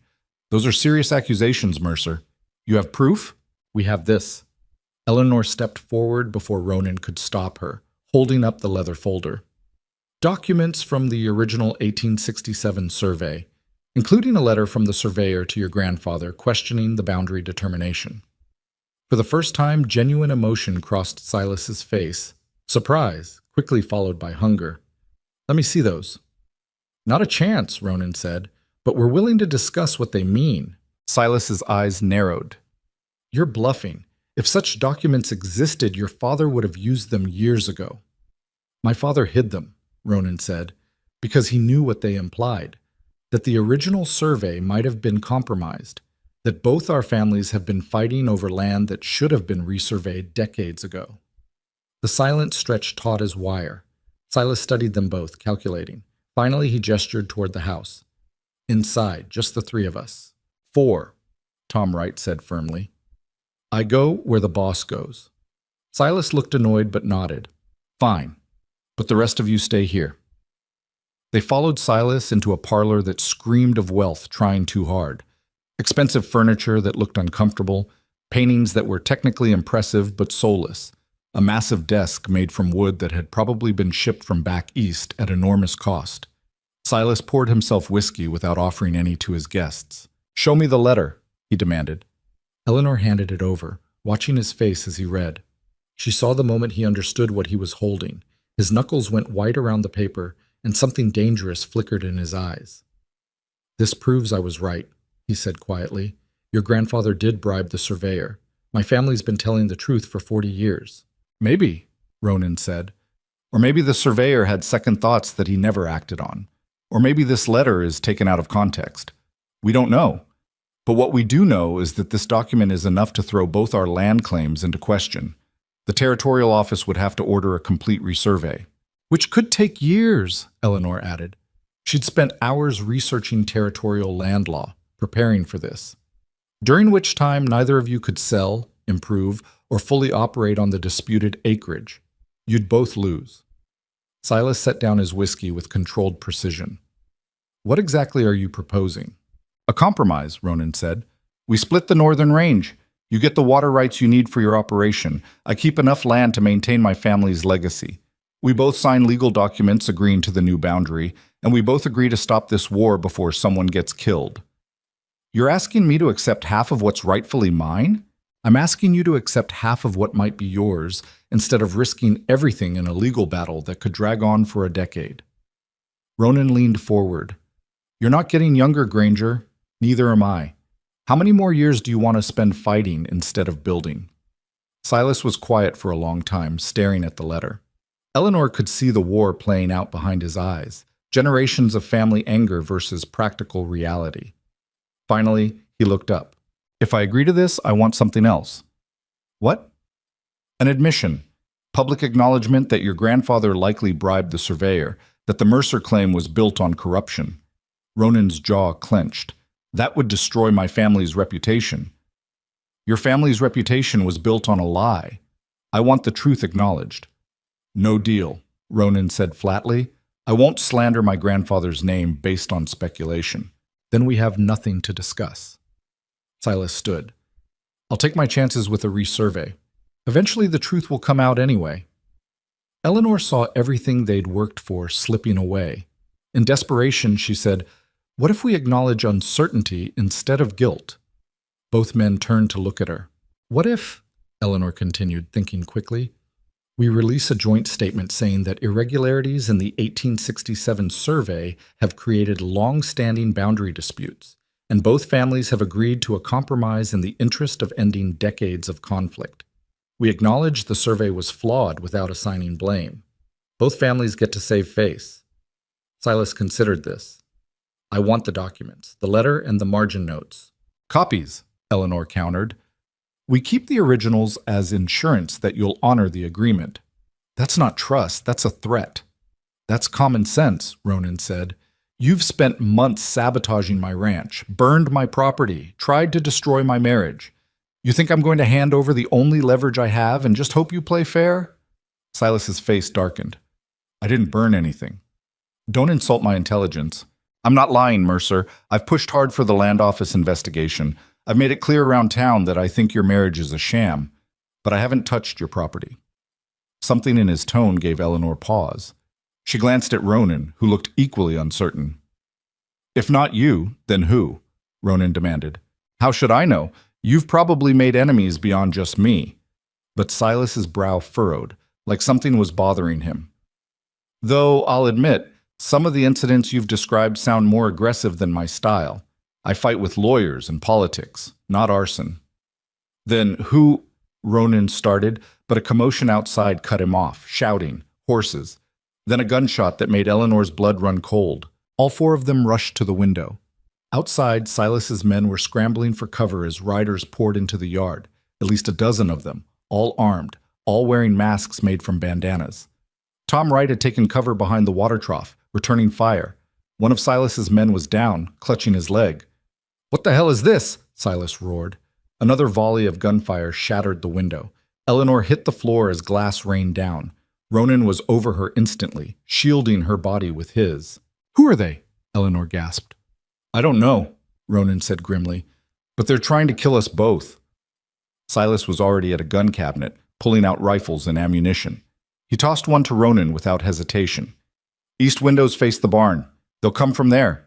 For a moment, the old enemies stared at each other. Then Ronan nodded once, and they moved as a unit. Ronan to the east windows, Silas to the west, Tom covering the front door. Eleanor crawled to Silas's desk and grabbed the whiskey bottle, dumping it out and stuffing rags from a nearby basket into the neck. Improvised weapons. She'd read about them in a dime novel once. Eleanor, what are you doing? Ronan shouted. Getting ready to fight back. More gunfire. The front door splintered. Tom fired twice, and someone outside screamed, but there were too many of them. They were going to be overwhelmed. The back door, Silas yelled. We need to get to the barn. There's a room in the cellar, reinforced walls. We'll never make it, Tom said. Too much open ground. Then we hold here as long as we can. Ronan fired, and one of the masked riders went down. Eleanor, stay low. But Eleanor's mind was racing. She thought about the layout of the ranch, the positioning of the attackers, the fact that they seemed to know exactly where to strike. This wasn't random violence. This was planned. Silas, she called over the chaos. Who knew we were coming here today? What? Who knew? Did you tell anyone we were meeting? Just my foreman. He's the one who... Silas stopped, his face going pale. He's the one who's not here. Said he had to ride to town this morning for supplies. Ronan understood immediately. How long has he worked for you? 6 months. Came recommended from, Silas cursed viciously, from a hiring agency in Helena. I never verified his references.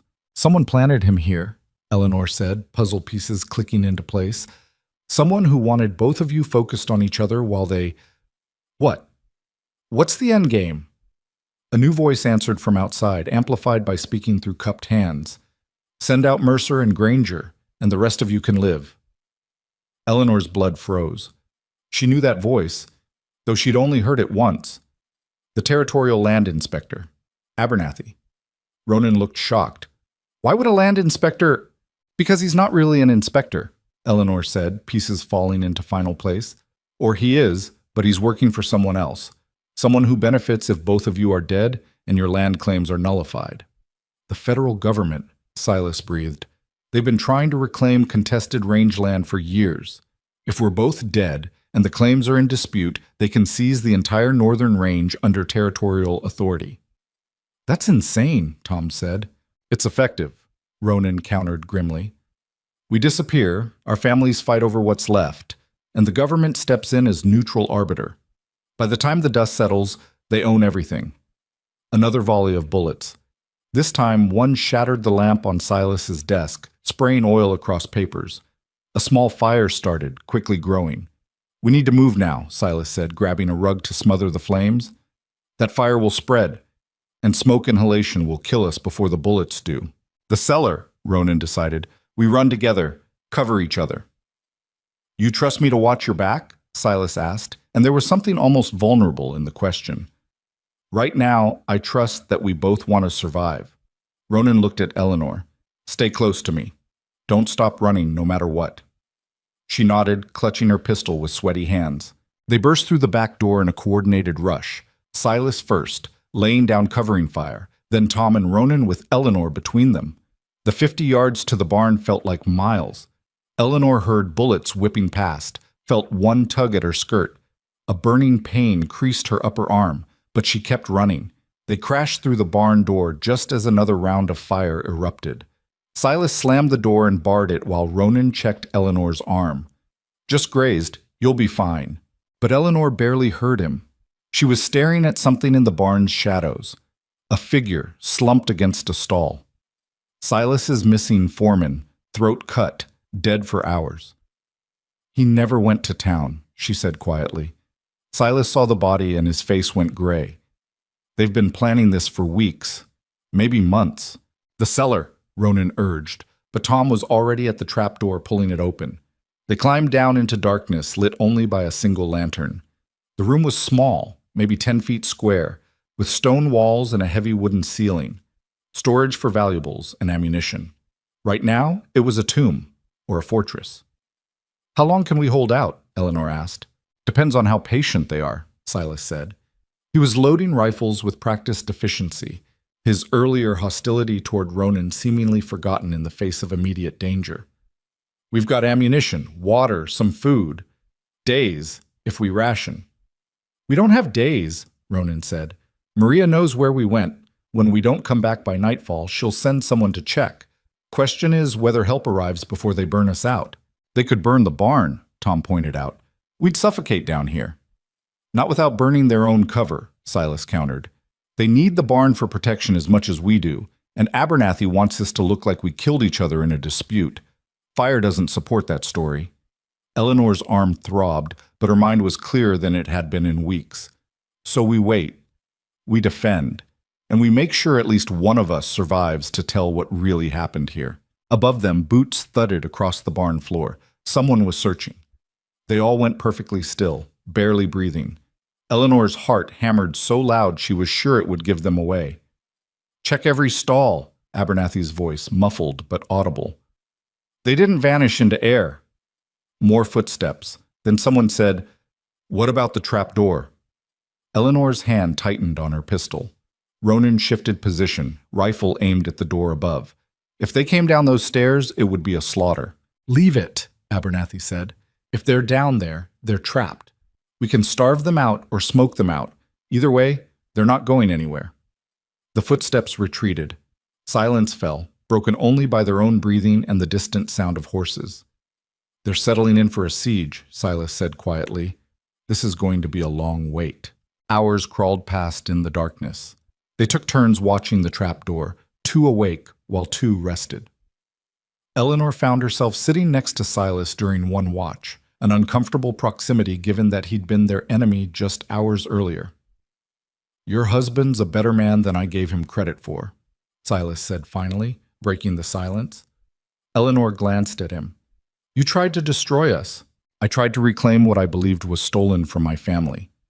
He was quiet for a moment. But you were right earlier, about both of us losing if this went to court, about the years it would waste. He looked at her directly. I've spent my whole life hating the Mercers because my father told me to. Never questioned whether that hatred served any purpose beyond making me bitter. Are you apologizing? I'm acknowledging reality. Your marriage isn't a sham. That's clear enough now. And maybe the original survey was corrupt, maybe it wasn't.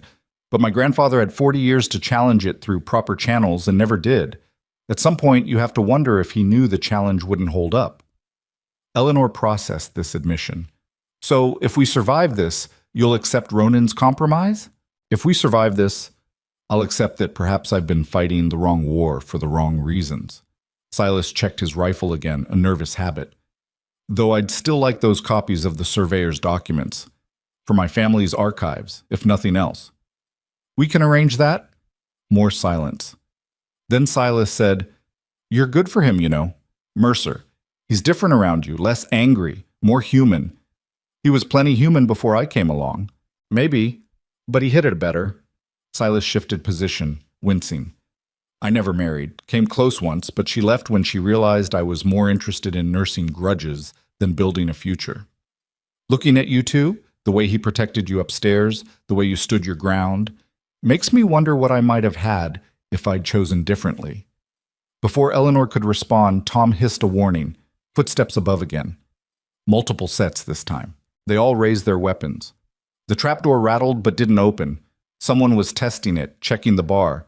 We know you're down there, Abernathy called. Here's what's going to happen. You're going to come out peacefully, one at a time. We'll make it quick. Or you can stay down there and die slowly when we set the barn on fire after all. You set that fire, your whole story falls apart, Ronan shouted back. Everyone will know this wasn't just a property dispute gone wrong. Who's going to tell them? Your ranch hands? They're already dead. My men made sure of it.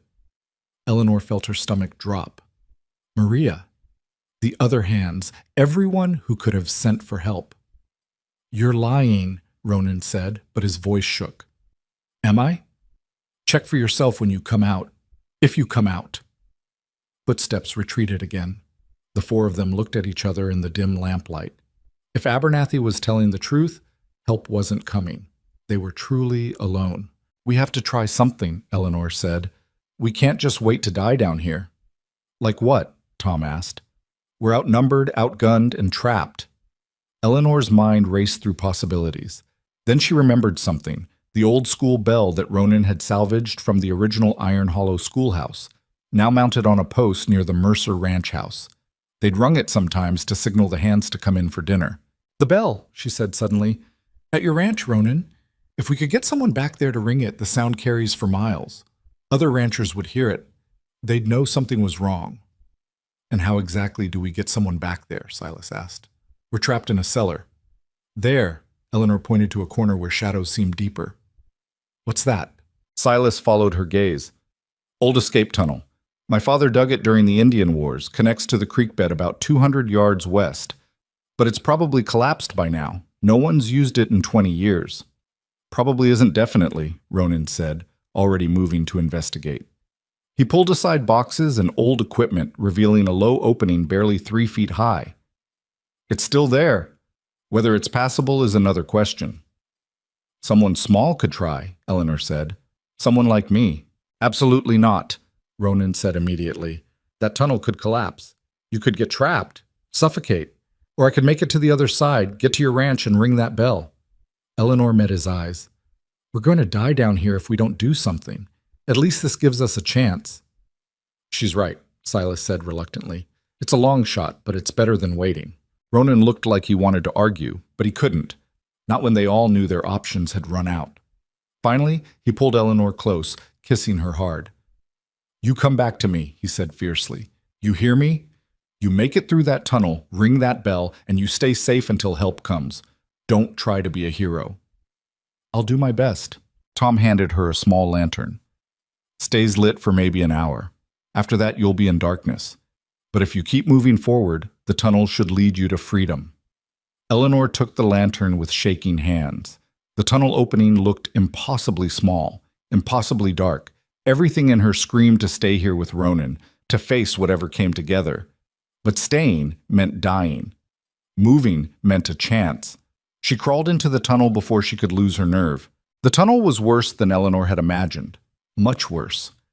The opening had seemed small from the cellar, but once she was inside with the walls pressing in from all sides, small became suffocating. She could barely move forward on her hands and knees. The lantern clutched awkwardly in one hand while she used the other to feel her way through darkness that seemed almost alive. The air was thick with dust and the smell of earth, each breath coating her throat. 20 feet in, her dress snagged on something.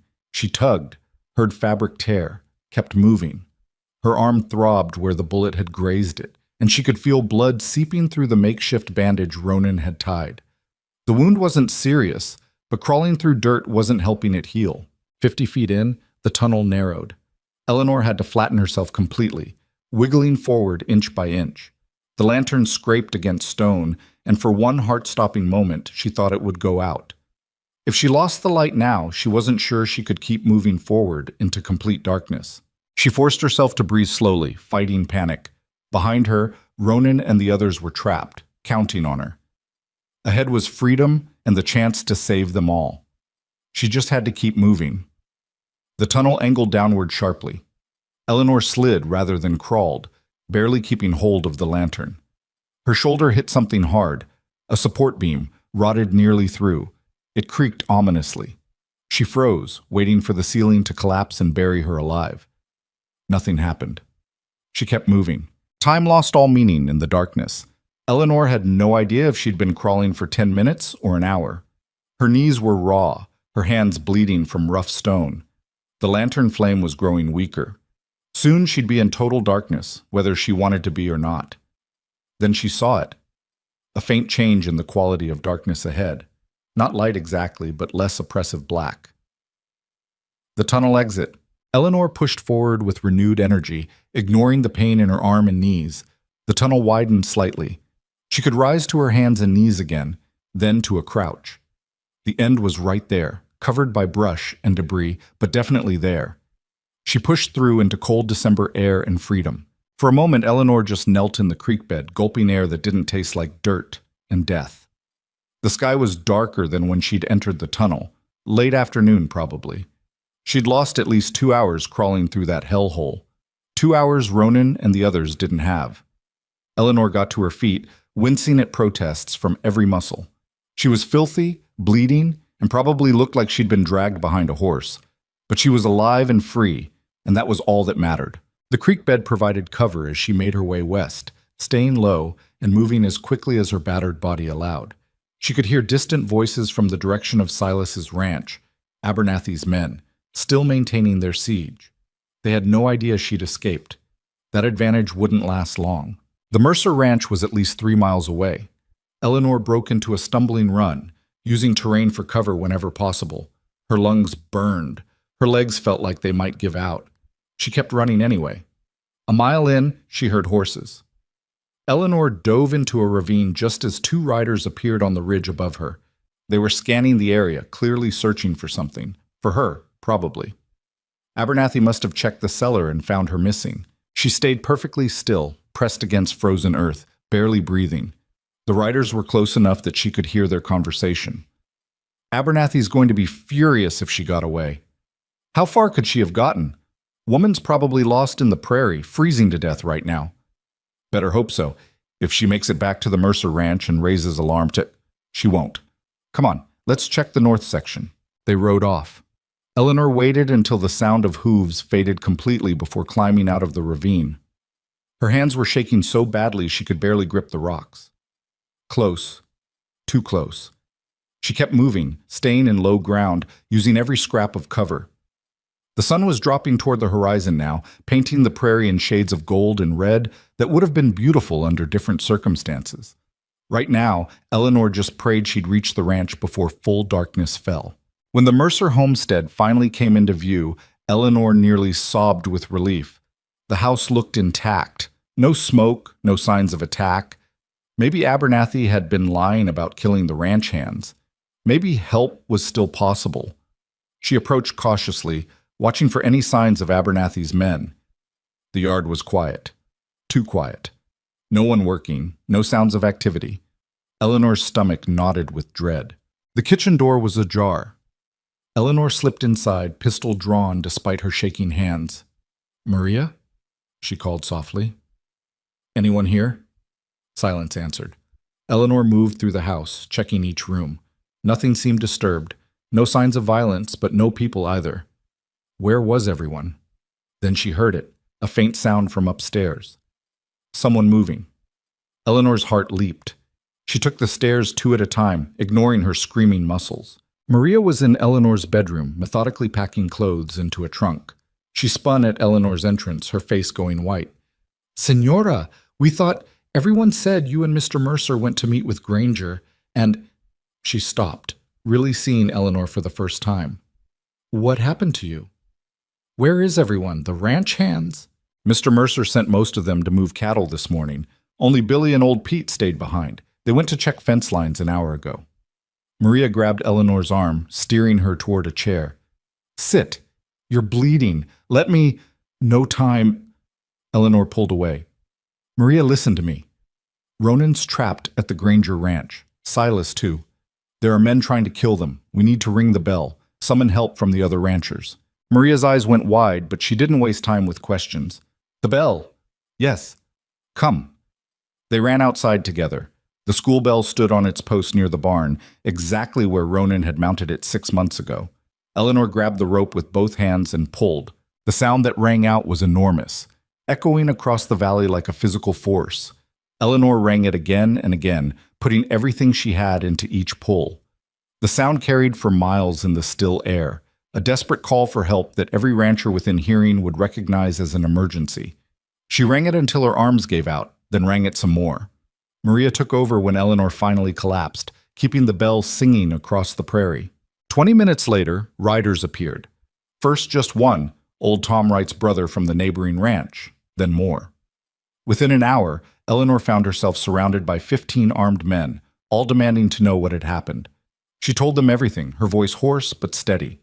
About the confrontation with Silas, the attack by masked men, Abernathy's involvement, the tunnel escape. The men listened with expressions growing darker by the moment. "Federal government's trying to steal land," one rancher said, his voice incredulous. "That's a hell of an accusation, Mrs. Mercer." "It's the truth. And if we don't move now, Ronan and the others will die." "Could be a trap," another man pointed out. "What if Abernathy's waiting for us to show up? Could be planning to kill us all." "Then we go in smart," said Jake Wilson, owner of the second largest ranch in the territory. "We spread out, come from multiple directions, catch them in crossfire. They want to fight? We'll give them one." Eleanor felt a surge of gratitude. These were Ronan's neighbors, men who'd probably never been to his house for dinner, who might have whispered about his violent reputation. But they were Montana ranchers, and when one of their own was threatened, they stood together. "I'm coming with you," Eleanor said. "Mrs. Mercer, you should stay. I know the layout of Granger's ranch now. I can tell you where Abernathy's men were positioned, where the cellar entrance is, everything." Eleanor's voice left no room for argument. "I'm coming." Jake Wilson studied her for a moment, then nodded. "Someone get her a fresh horse and ammunition. And Mrs. Mercer? Stay behind the men when the shooting starts." They rode out as a group, moving fast but carefully. Eleanor's fresh horse was a calm mare that responded well to direction, which was good because Eleanor's hands were still shaking. She'd never shot at a person before, never imagined she'd need to. But if it meant saving Ronan, she'd do whatever was necessary. The sun had fully set by the time they reached the ridge overlooking Granger's ranch. Below, they could see the barn silhouetted against the darkening sky. Lantern light flickered from several positions. Abernathy's men, maintaining their siege. "Looks like maybe 8, 10 men down there," Jake whispered. "We've got numbers on our side." But they've got cover and defensive positions, Eleanor pointed out. If we just charge in, people will die. So what do you suggest? Eleanor thought fast, calling on 12 years of managing classroom conflicts and rebellious students. You didn't always win by force. Sometimes you won by changing the game entirely. We split them up. Half of us create a distraction from the east, draw their attention and fire. The other half circles around and comes in from the west, hits them from behind while they're focused on the first group. The men exchanged glances. It was a solid plan, and they knew it. They divided forces. Eleanor stayed with Jake's group, the western flankers. As they circled wide around the ranch, she could hear her heart pounding over the sound of hooves on frozen ground. This had to work. If it didn't, if they were too late, or if Abernathy had already killed Ronan and the others, she couldn't think about that. Wouldn't think about that. The eastern group attacked first, their gunfire erupting like thunder. Eleanor's group immediately spurred their horses forward, coming in fast from the opposite direction. Abernathy's men, caught completely off guard, scrambled to respond to threats from both sides. The battle was chaos. Eleanor stayed low on her horse, following the men as they charged into the yard. Someone shot at her. She heard the bullet whistle past, and she fired back without thinking, her teacher's aim surprisingly steady. The man went down, though she couldn't tell if she'd hit him or someone else had. They reached the barn. Jake and 2 others kicked in the door, while Eleanor and the rest provided cover fire. More of Abernathy's men were falling back now, realizing they were outnumbered and outflanked. Some tried to surrender, others ran for their horses. "The cellar!" Eleanor shouted. "They're in the cellar!" Jake found the trap door and wrenched it open. "Mercer, you down there?" Ronan's voice rough with relief. "Jake Wilson, that you?" "Yeah, and about 15 others. You all right?" "We are now. Coming up." Eleanor dismounted and ran to the opening just as Ronan emerged. He was filthy, exhausted, and beautiful. She threw herself at him, and he caught her, holding so tight she could barely breathe. "You made it," he said against her hair.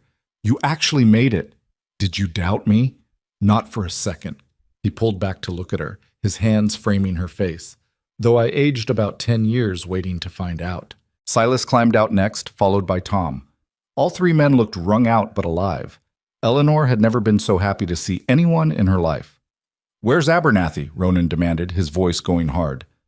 "Some of his men scattered," Jake reported. "But we caught about 6 of them, got them tied up over by the water trough." Ronan strode toward the captives with Eleanor right behind him. Abernathy was among them, his face bloodied and furious. When he saw Ronan and Eleanor together, his expression twisted into something ugly. "You should have stayed in that cellar," he spat. "Would have been easier for everyone." "Easier for who?" Eleanor asked coldly. "The federal government agents trying to steal land through murder?" "I'm not a federal agent. I'm a private contractor hired to solve a problem." Abernathy smiled despite his split lip. "You think you've won? This was just the opening move. There are people in Washington who want this territory's resources under government control. People with real power, people who won't stop just because you fought off one attack." "Then they can take it up with me in court," Ronan said, "under proper legal channels, like civilized people." "Civilized?" Abernathy laughed bitterly. "You're ranchers squatting on stolen land and you talk about civilization?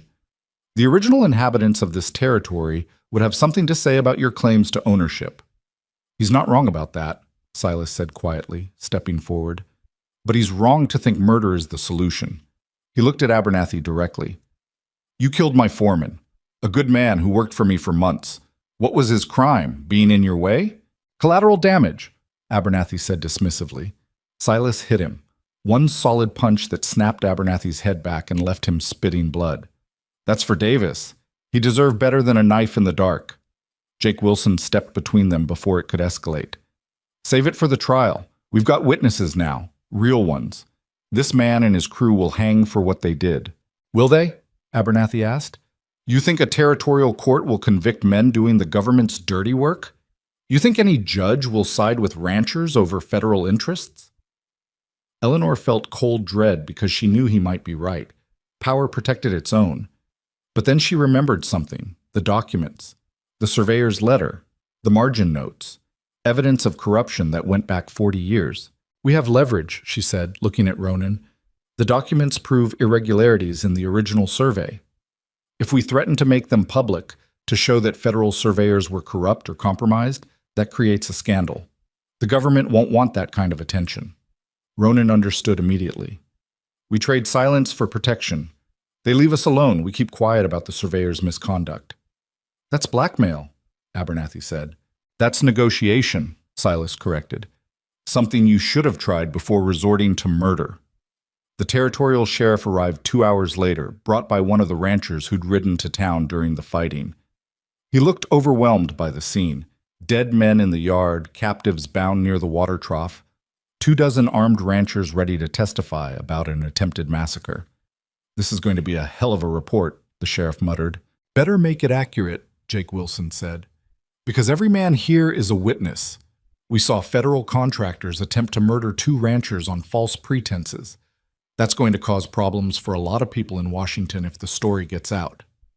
The sheriff, who'd spent years on Silas's payroll looking the other way, suddenly seemed to realize his old allegiances might get him killed. I'll write it exactly as it happened, he said quickly. Every detail. They spent the next hour giving statements while the dead were counted. 3 of Abernathy's men killed in the fighting, 2 more wounded. On the rancher's side, only minor injuries. Jake had taken a bullet in his shoulder, and one of the younger ranchers had a graze across his ribs, but everyone would survive. As dawn broke over the prairie, Eleanor found herself sitting on the porch of Silas's house with Ronan beside her. They were both exhausted beyond words, running on nothing but nerves and coffee Maria had somehow managed to brew in Silas's kitchen. Is it really over? Eleanor asked quietly. This part is. But Abernathy was right about one thing. There are people in Washington who wanted this land. They'll try again, just more carefully next time. So what do? We make it politically expensive for them to try. Ronan took her hand. The documents give us leverage, but we need to use it smartly. Make copies, send them to newspapers, to territorial representatives, to anyone who'll listen. Create enough public attention that the government can't move against us without scrutiny.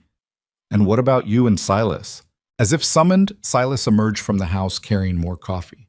He looked as exhausted as they felt, and older somehow, like the night's events had aged him a decade. I've been thinking about your compromise proposal, he said without preamble, sitting down heavily. The one about splitting the northern range. And? Ronan asked. And I accept.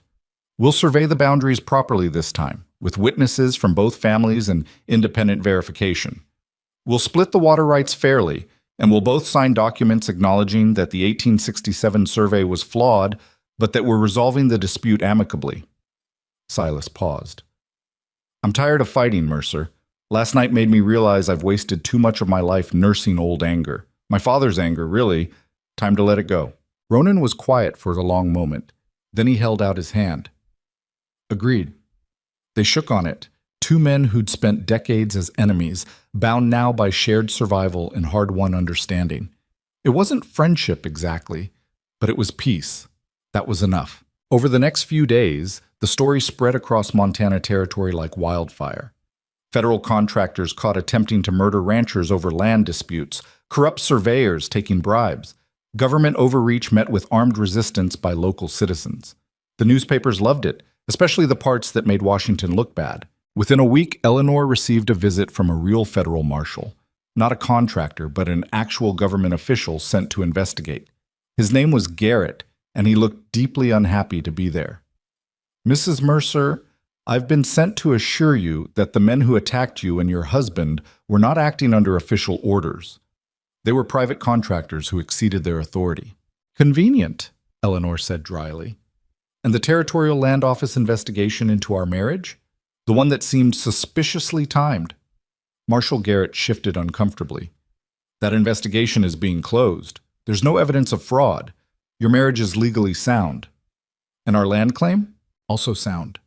The northern range boundaries will be resurveyed as you and Mr. Granger have agreed, but your basic ownership is not in question. He paused. I'm also authorized to offer compensation for your losses during the attack. The government takes full responsibility for... We don't want money, Ronan said, entering the room. We want assurance this won't happen again. You have it, in writing, if necessary. It's necessary. They got their written guarantee, signed by someone important enough in Washington that breaking it would cause serious political damage. Eleanor still didn't entirely trust it, but it was something. And combined with the copies of the surveyor's documents they distributed to multiple lawyers and newspapers, it created enough protection that another attack would be difficult to justify. Christmas came quietly to the Mercer Ranch, the first real peace Eleanor had felt since marrying Ronan. They spent it with Maria and the ranch hands, plus Silas, who looked surprised but pleased when Eleanor invited him. "Never spent Christmas with the Mercers before," he said, accepting a glass of whiskey. "Feels strange." "Get used to it," Ronan said. "We're neighbors now. Might as well act like it." They toasted to that, to neighborliness, to survival, to new beginnings built on old conflicts finally resolved. Eleanor looked around the table at faces that had become family, at the home she'd claimed through courage and stubbornness, at the husband she'd married for practical reasons and loved for real ones. Later that night, alone in their bedroom, Ronan pulled Eleanor close. "I have something for you," he said. "Christmas present." He handed her a small wooden box. Inside was a key. "What's this?" "Key to the safe where we keep important documents. The land deeds, the marriage certificate, the surveyor's letter, all of it." Ronan's expression was serious. "I'm making you equal partner in everything, legally and officially. Not just by marriage law, but by choice. Whatever happens from here, we face it together as true equals." Eleanor felt tears sting her eyes. In a time when most women owned nothing, when marriage meant surrendering all property rights to husbands, Ronan was giving her real power, real ownership, real partnership. "Thank you," she whispered. "Thank you," he countered, "for being brave enough to crawl through that tunnel, for ringing the bell, for saving all our lives." He kissed her gently. "You're the strongest person I've ever met, Eleanor Mercer. I'm lucky I convinced you to marry me." "We convinced each other," Eleanor said. "That's how partnership works." They made love that night with a tenderness born of almost losing each other, of understanding how fragile life was and how precious.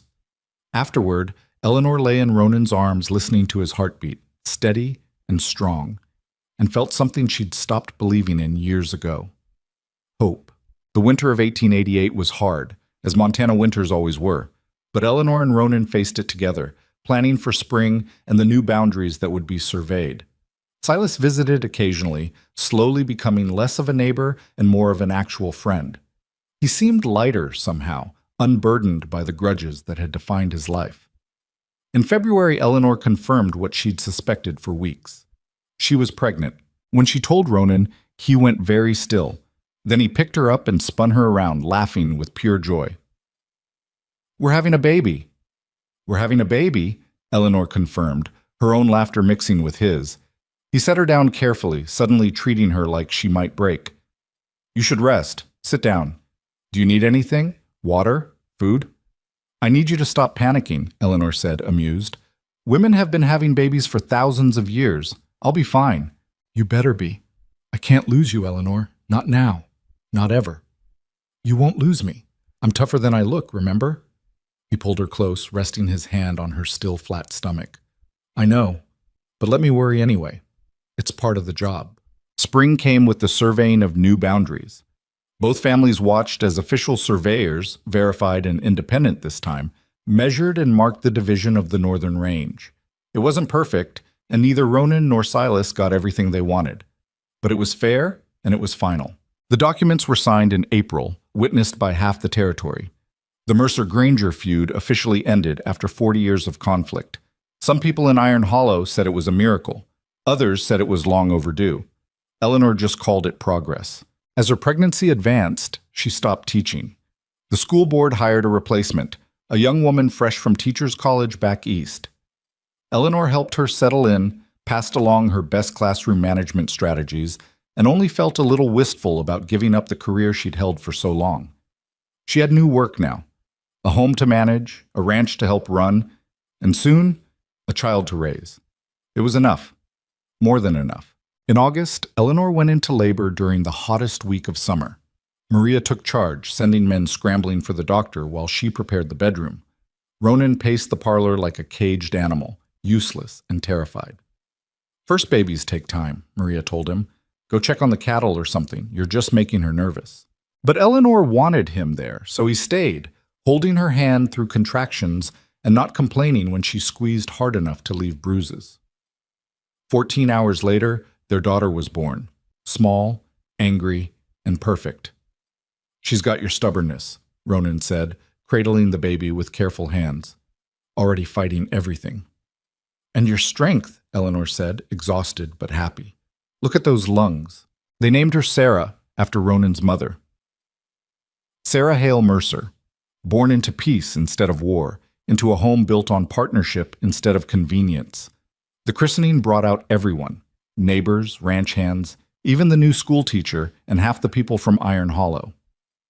Silas stood as godfather, a role that would have been unthinkable a year ago. He held baby Sarah with surprising gentleness and promised to protect her if anything happened to her parents. "Nothing's going to happen to us," Ronan said. "We're too stubborn to die." "Like mother, like father," Silas agreed, smiling. After everyone left, Eleanor stood on the porch with Sarah in her arms, looking out at the valley that had become home. A year ago, she'd been teaching other people's children in a one-room schoolhouse, pitied and alone. Now she had everything. A husband who loved her, a daughter who carried both their strengths, a home that was truly hers, and peace earned through courage and compromise. Ronan came up behind her, wrapping his arms around them both. "What are you thinking?" "That I'm glad you walked into my schoolhouse that day, even though I basically demanded you marry me with all the romance of a cattle sale." Eleanor laughed, "Especially because of that. You gave me a choice when I thought I had none. Everything that came after, the love, the partnership, the life we've built, that's ours. We chose it together." "We did," Ronan agreed softly, "and I'd choose it again, every time." They stood there as the sun set over their land, their daughter between them, the bell silent in the yard but ready to ring again if needed, ready to call for help or celebrate joy or simply mark the passage of time in a place where two broken people had somehow built something whole. Eleanor had started this journey as a desperate schoolteacher accepting a practical proposal from a stranger. She'd ended it as a rancher's wife, a mother, a survivor, and a woman who'd helped forge peace from decades of war. Not bad for someone everyone had pitied. Not bad at all. Sarah's first year passed in a blur of sleepless nights and unexpected joy. Eleanor discovered that motherhood was nothing like teaching. You couldn't discipline an infant into sleeping through the night or grade their progress on a neat report card. It was messy, exhausting, and more rewarding than anything she'd ever done. Ronan surprised her by being a natural father. The same hands that could break a man's jaw or rope a steer at full gallop held their daughter with infinite gentleness. He'd walk Sarah around the house at 2 a.m, humming old trail songs until she fell asleep against his shoulder. Sometimes Eleanor would wake to find them both asleep in the rocking chair, her rough rancher husband cradling their tiny daughter like she was made of glass. "You're good at this?" Eleanor told him one morning, watching him change Sarah's diaper with practiced efficiency. "I'm terrified every second," he admitted. "Keep thinking I'll do something wrong and break her." "That's how I feel too. But she's still in one piece, so we must be doing something right." Life settled into new rhythms.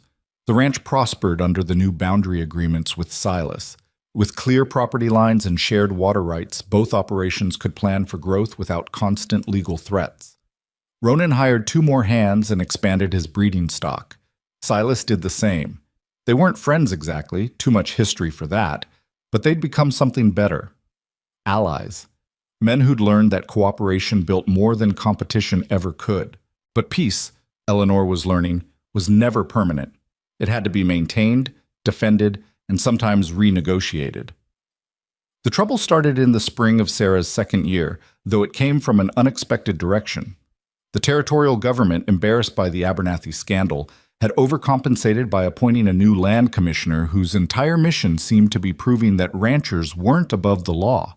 His name was Thornton, and he arrived in Iron Hollow in March with a briefcase full of new regulations and a determination to enforce every single one. "He's requiring updated surveys for every ranch over 1,000 acres, Jake Wilson told Ronan over coffee one morning. "Says the old deeds aren't sufficient. Everyone has to refile with new documentation, new fees, new everything."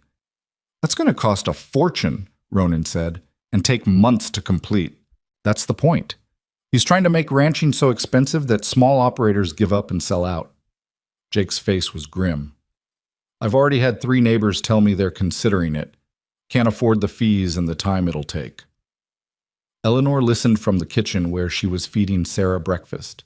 This was exactly what they'd feared, the government finding legal ways to accomplish what Abernathy had tried to do through violence. We need to organize, she said, carrying Sarah into the parlor. All the ranchers together. If everyone refuses to comply until the regulations are changed, Thornton can't enforce them. That's asking people to break the law, Jake pointed out. It's asking people to demand fair laws, Eleanor corrected. There's a difference. Over the next week, Eleanor and Ronan visited every ranch within 50 miles, making their case. Some ranchers were immediately on board, others were hesitant, worried about government retaliation. A few refused outright, too afraid to rock the boat. But enough agreed that by the end of March, they had a coalition, 37 ranchers representing over 200,000 acres, all refusing to comply with Thornton's new regulations until the territorial legislature reviewed them for fairness. It was the first organized resistance to government overreach in Montana Territory's history. The newspapers called it everything from brave civil disobedience to dangerous insurrection, depending on their politics. Thornton called it treason. He arrived at the Mercer Ranch on a cold April morning, flanked by 6 armed deputies and carrying arrest warrants for Ronan, Jake Wilson, and 5 other leaders of the coalition. Eleanor met them at the door with Sarah on her hip and ice in her voice. Can I help you, gentlemen? Mrs. Mercer, is your husband home? He is. What's this about? Thornton held up the warrant. Ronan Mercer is under arrest for interfering with federal land administration and inciting others to violate territorial law. Those are serious charges.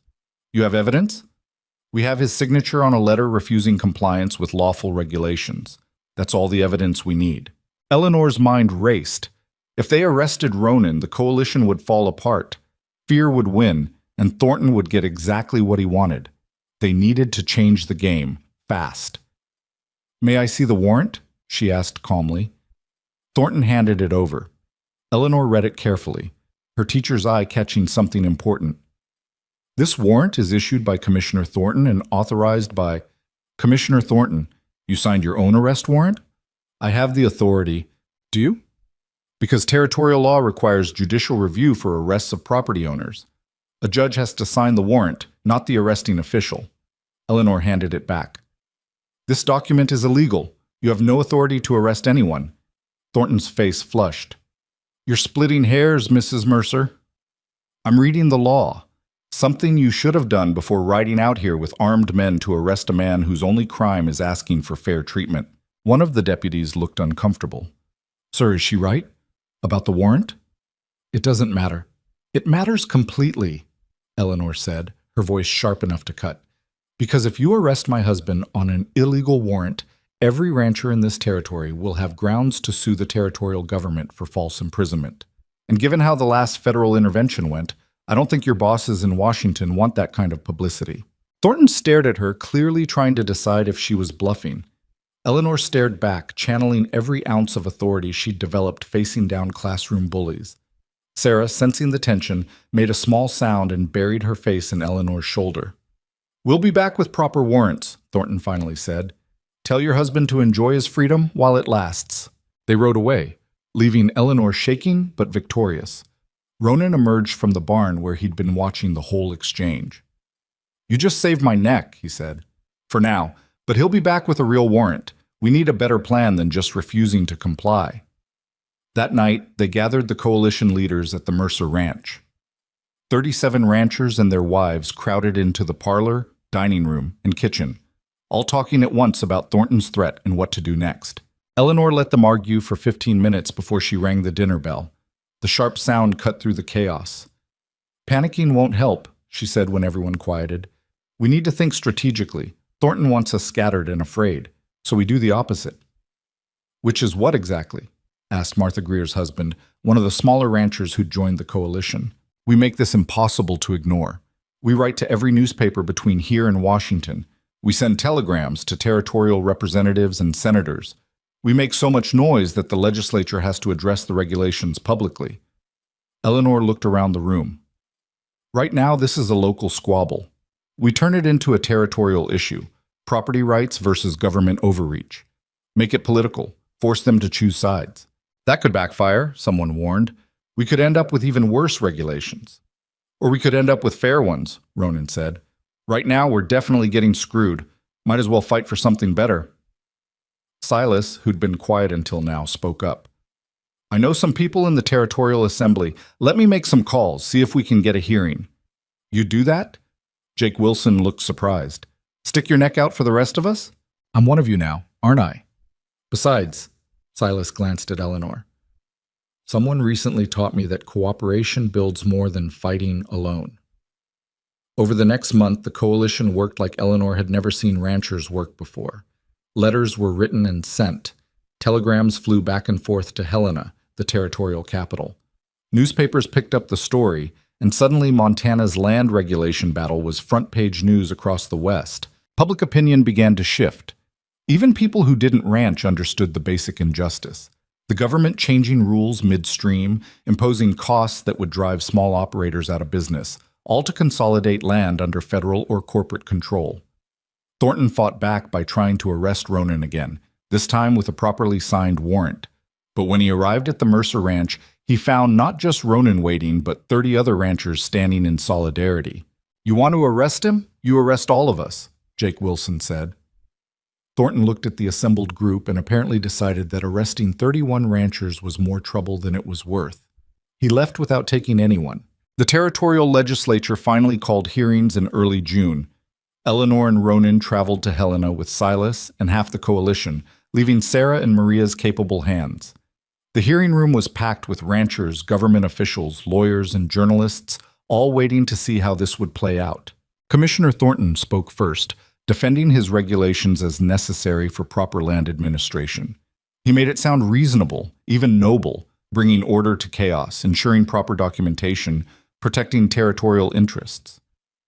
Then it was the ranchers' turn. Jake Wilson spoke about how the fees would bankrupt small operations. Another rancher detailed how the timeline requirements made compliance impossible during spring calving season. A woman whose husband had died leaving her a ranch explained that the new regulations effectively prevented widows from maintaining their property rights. Then Eleanor stood up. She prepared carefully for this moment, researching precedents and crafting arguments that would resonate with legislators.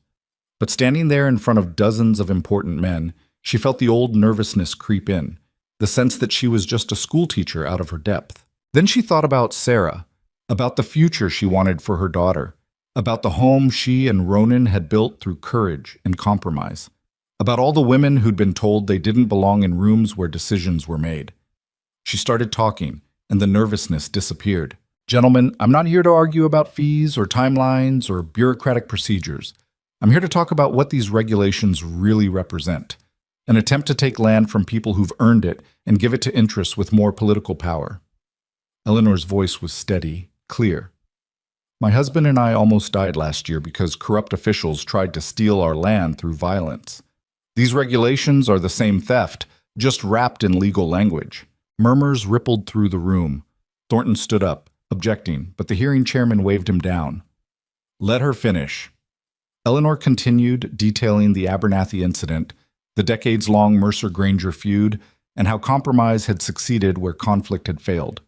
She talked about building communities instead of destroying them, about how the territory needed strong local ownership rather than distant federal control. These regulations aren't about order or documentation, she concluded. They're about power, about who gets to decide how the West is settled and who benefits from that settlement. The people in this room, ranchers and their families, we're building something real, something lasting. We're asking you to let us continue doing that without being regulated out of existence. When she sat down, the room was silent. Then someone started clapping. Soon half the room was applauding, and Thornton was red-faced and furious. The vote came 3 days later. The territorial legislature modified Thornton's regulations significantly, reducing fees, extending timelines, and adding protections for small operators and widows. It wasn't everything the coalition wanted, but it was fair, workable. Thornton resigned in protest. His replacement was a practical man who understood that ranchers and government needed to work together rather than against each other. Eleanor and Ronan returned home to find Sarah had taken her first steps while they were gone. Maria was beside herself with excitement, showing them over and over how Sarah could walk from the kitchen table to the parlor sofa if she held on to furniture the whole way. "I'm sorry we missed it," Eleanor said, scooping up her daughter. "You were fighting so she'd have a home to walk in," Maria said. "That matters more." That summer passed in golden contentment. The ranch prospered. Sarah learned to run instead of just walk, keeping everyone constantly chasing after her. The coalition remained active, but focused now on cooperation rather than resistance, sharing resources, helping neighbors with harvests, building something that looked like actual community. In August, Silas announced he was getting married. The woman was a widow from Helena, practical and kind, who didn't mind that Silas came with 40 years of baggage and a reformed temperament. The wedding was small but joyful, and Ronan stood as best man, something that would have been unthinkable 2 years earlier. "Never thought I'd see the day," Tom Wright said, watching Ronan and Silas toast each other at the reception. Mercers and Grangers acting like family. "Family's not about blood," Eleanor said, watching her husband laugh at something Silas's new wife said. "It's about choosing to show up for each other. They've earned that." As fall approached, Eleanor realized she was pregnant again. She told Ronan on their 3rd anniversary, exactly 3 years since he'd walked into her schoolhouse and changed everything. "Another baby?" He looked stunned, then delighted. "When?" "April, the doctor thinks. Spring baby. Sarah will have a sibling." He pulled Eleanor close, resting his hand on her still flat stomach. "We're building a whole family here." "We are. A whole life." Eleanor looked around the home they'd created, the furniture they'd chosen together, the books on shelves Ronan had built, the drawings Sarah had made that they'd hung on the walls like fine art. "It's not what I imagined when I said yes to your proposal." "Is that bad?" "It's better. Because we built it together, through everything. The fights, the fear, the federal government trying to kill us. We chose each other every single day." "I'd choose you again," Ronan said. "Every time. Forever." Their son was born the following April, right on schedule. They named him James, after Ronan's father, but everyone called him Jamie from day one. He was calmer than Sarah had been as a baby, content to watch the world from Eleanor's arms instead of fighting it. Sarah, now 3, was fascinated by her baby brother. She'd sit next to Eleanor while Jamie nursed, telling him elaborate stories about the ranch and the horses and the time Papa let her help move cattle, which hadn't actually happened, but Sarah had a vivid imagination. "She's going to be a storyteller," Ronan predicted, watching his daughter explain to Jamie about invisible dragons that lived in the barn. "Or a teacher," Eleanor said. "She's very bossy." "Wonder where she gets that." Eleanor threw a pillow at him. Life continued its rhythms. Seasons turned. Sarah started school, in the same schoolhouse where Eleanor had once taught, though with a different teacher now. Jamie grew from baby to toddler, learning to walk and talk and get into everything his sister had once gotten into. The ranch grew too. Ronan hired more hands, expanded operations, and started breeding horses alongside cattle.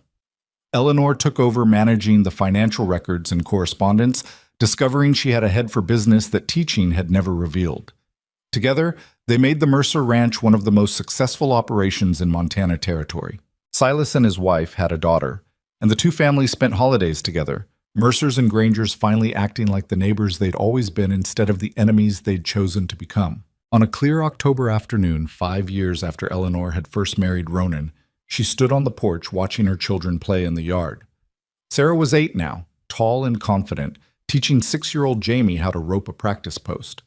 Both of them had Ronan's dark hair and Eleanor's sharp eyes, and they fought and laughed and loved each other with the fierce loyalty of siblings who were also best friends. Ronan came up behind Eleanor, wrapping his arms around her waist. "What are you thinking about?" "How different this is from what I expected my life to be.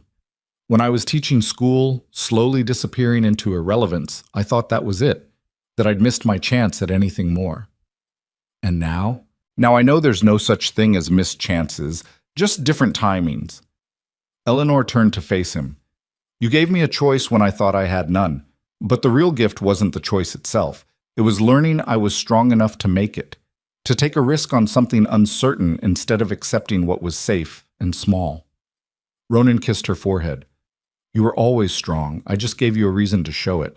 "We gave each other reasons," Eleanor corrected. "That's what partnership means." Sarah's voice rang out. Mama! Papa! Watch this! She'd managed to rope the post perfectly, and Jamie was jumping up and down with excitement at his sister's success.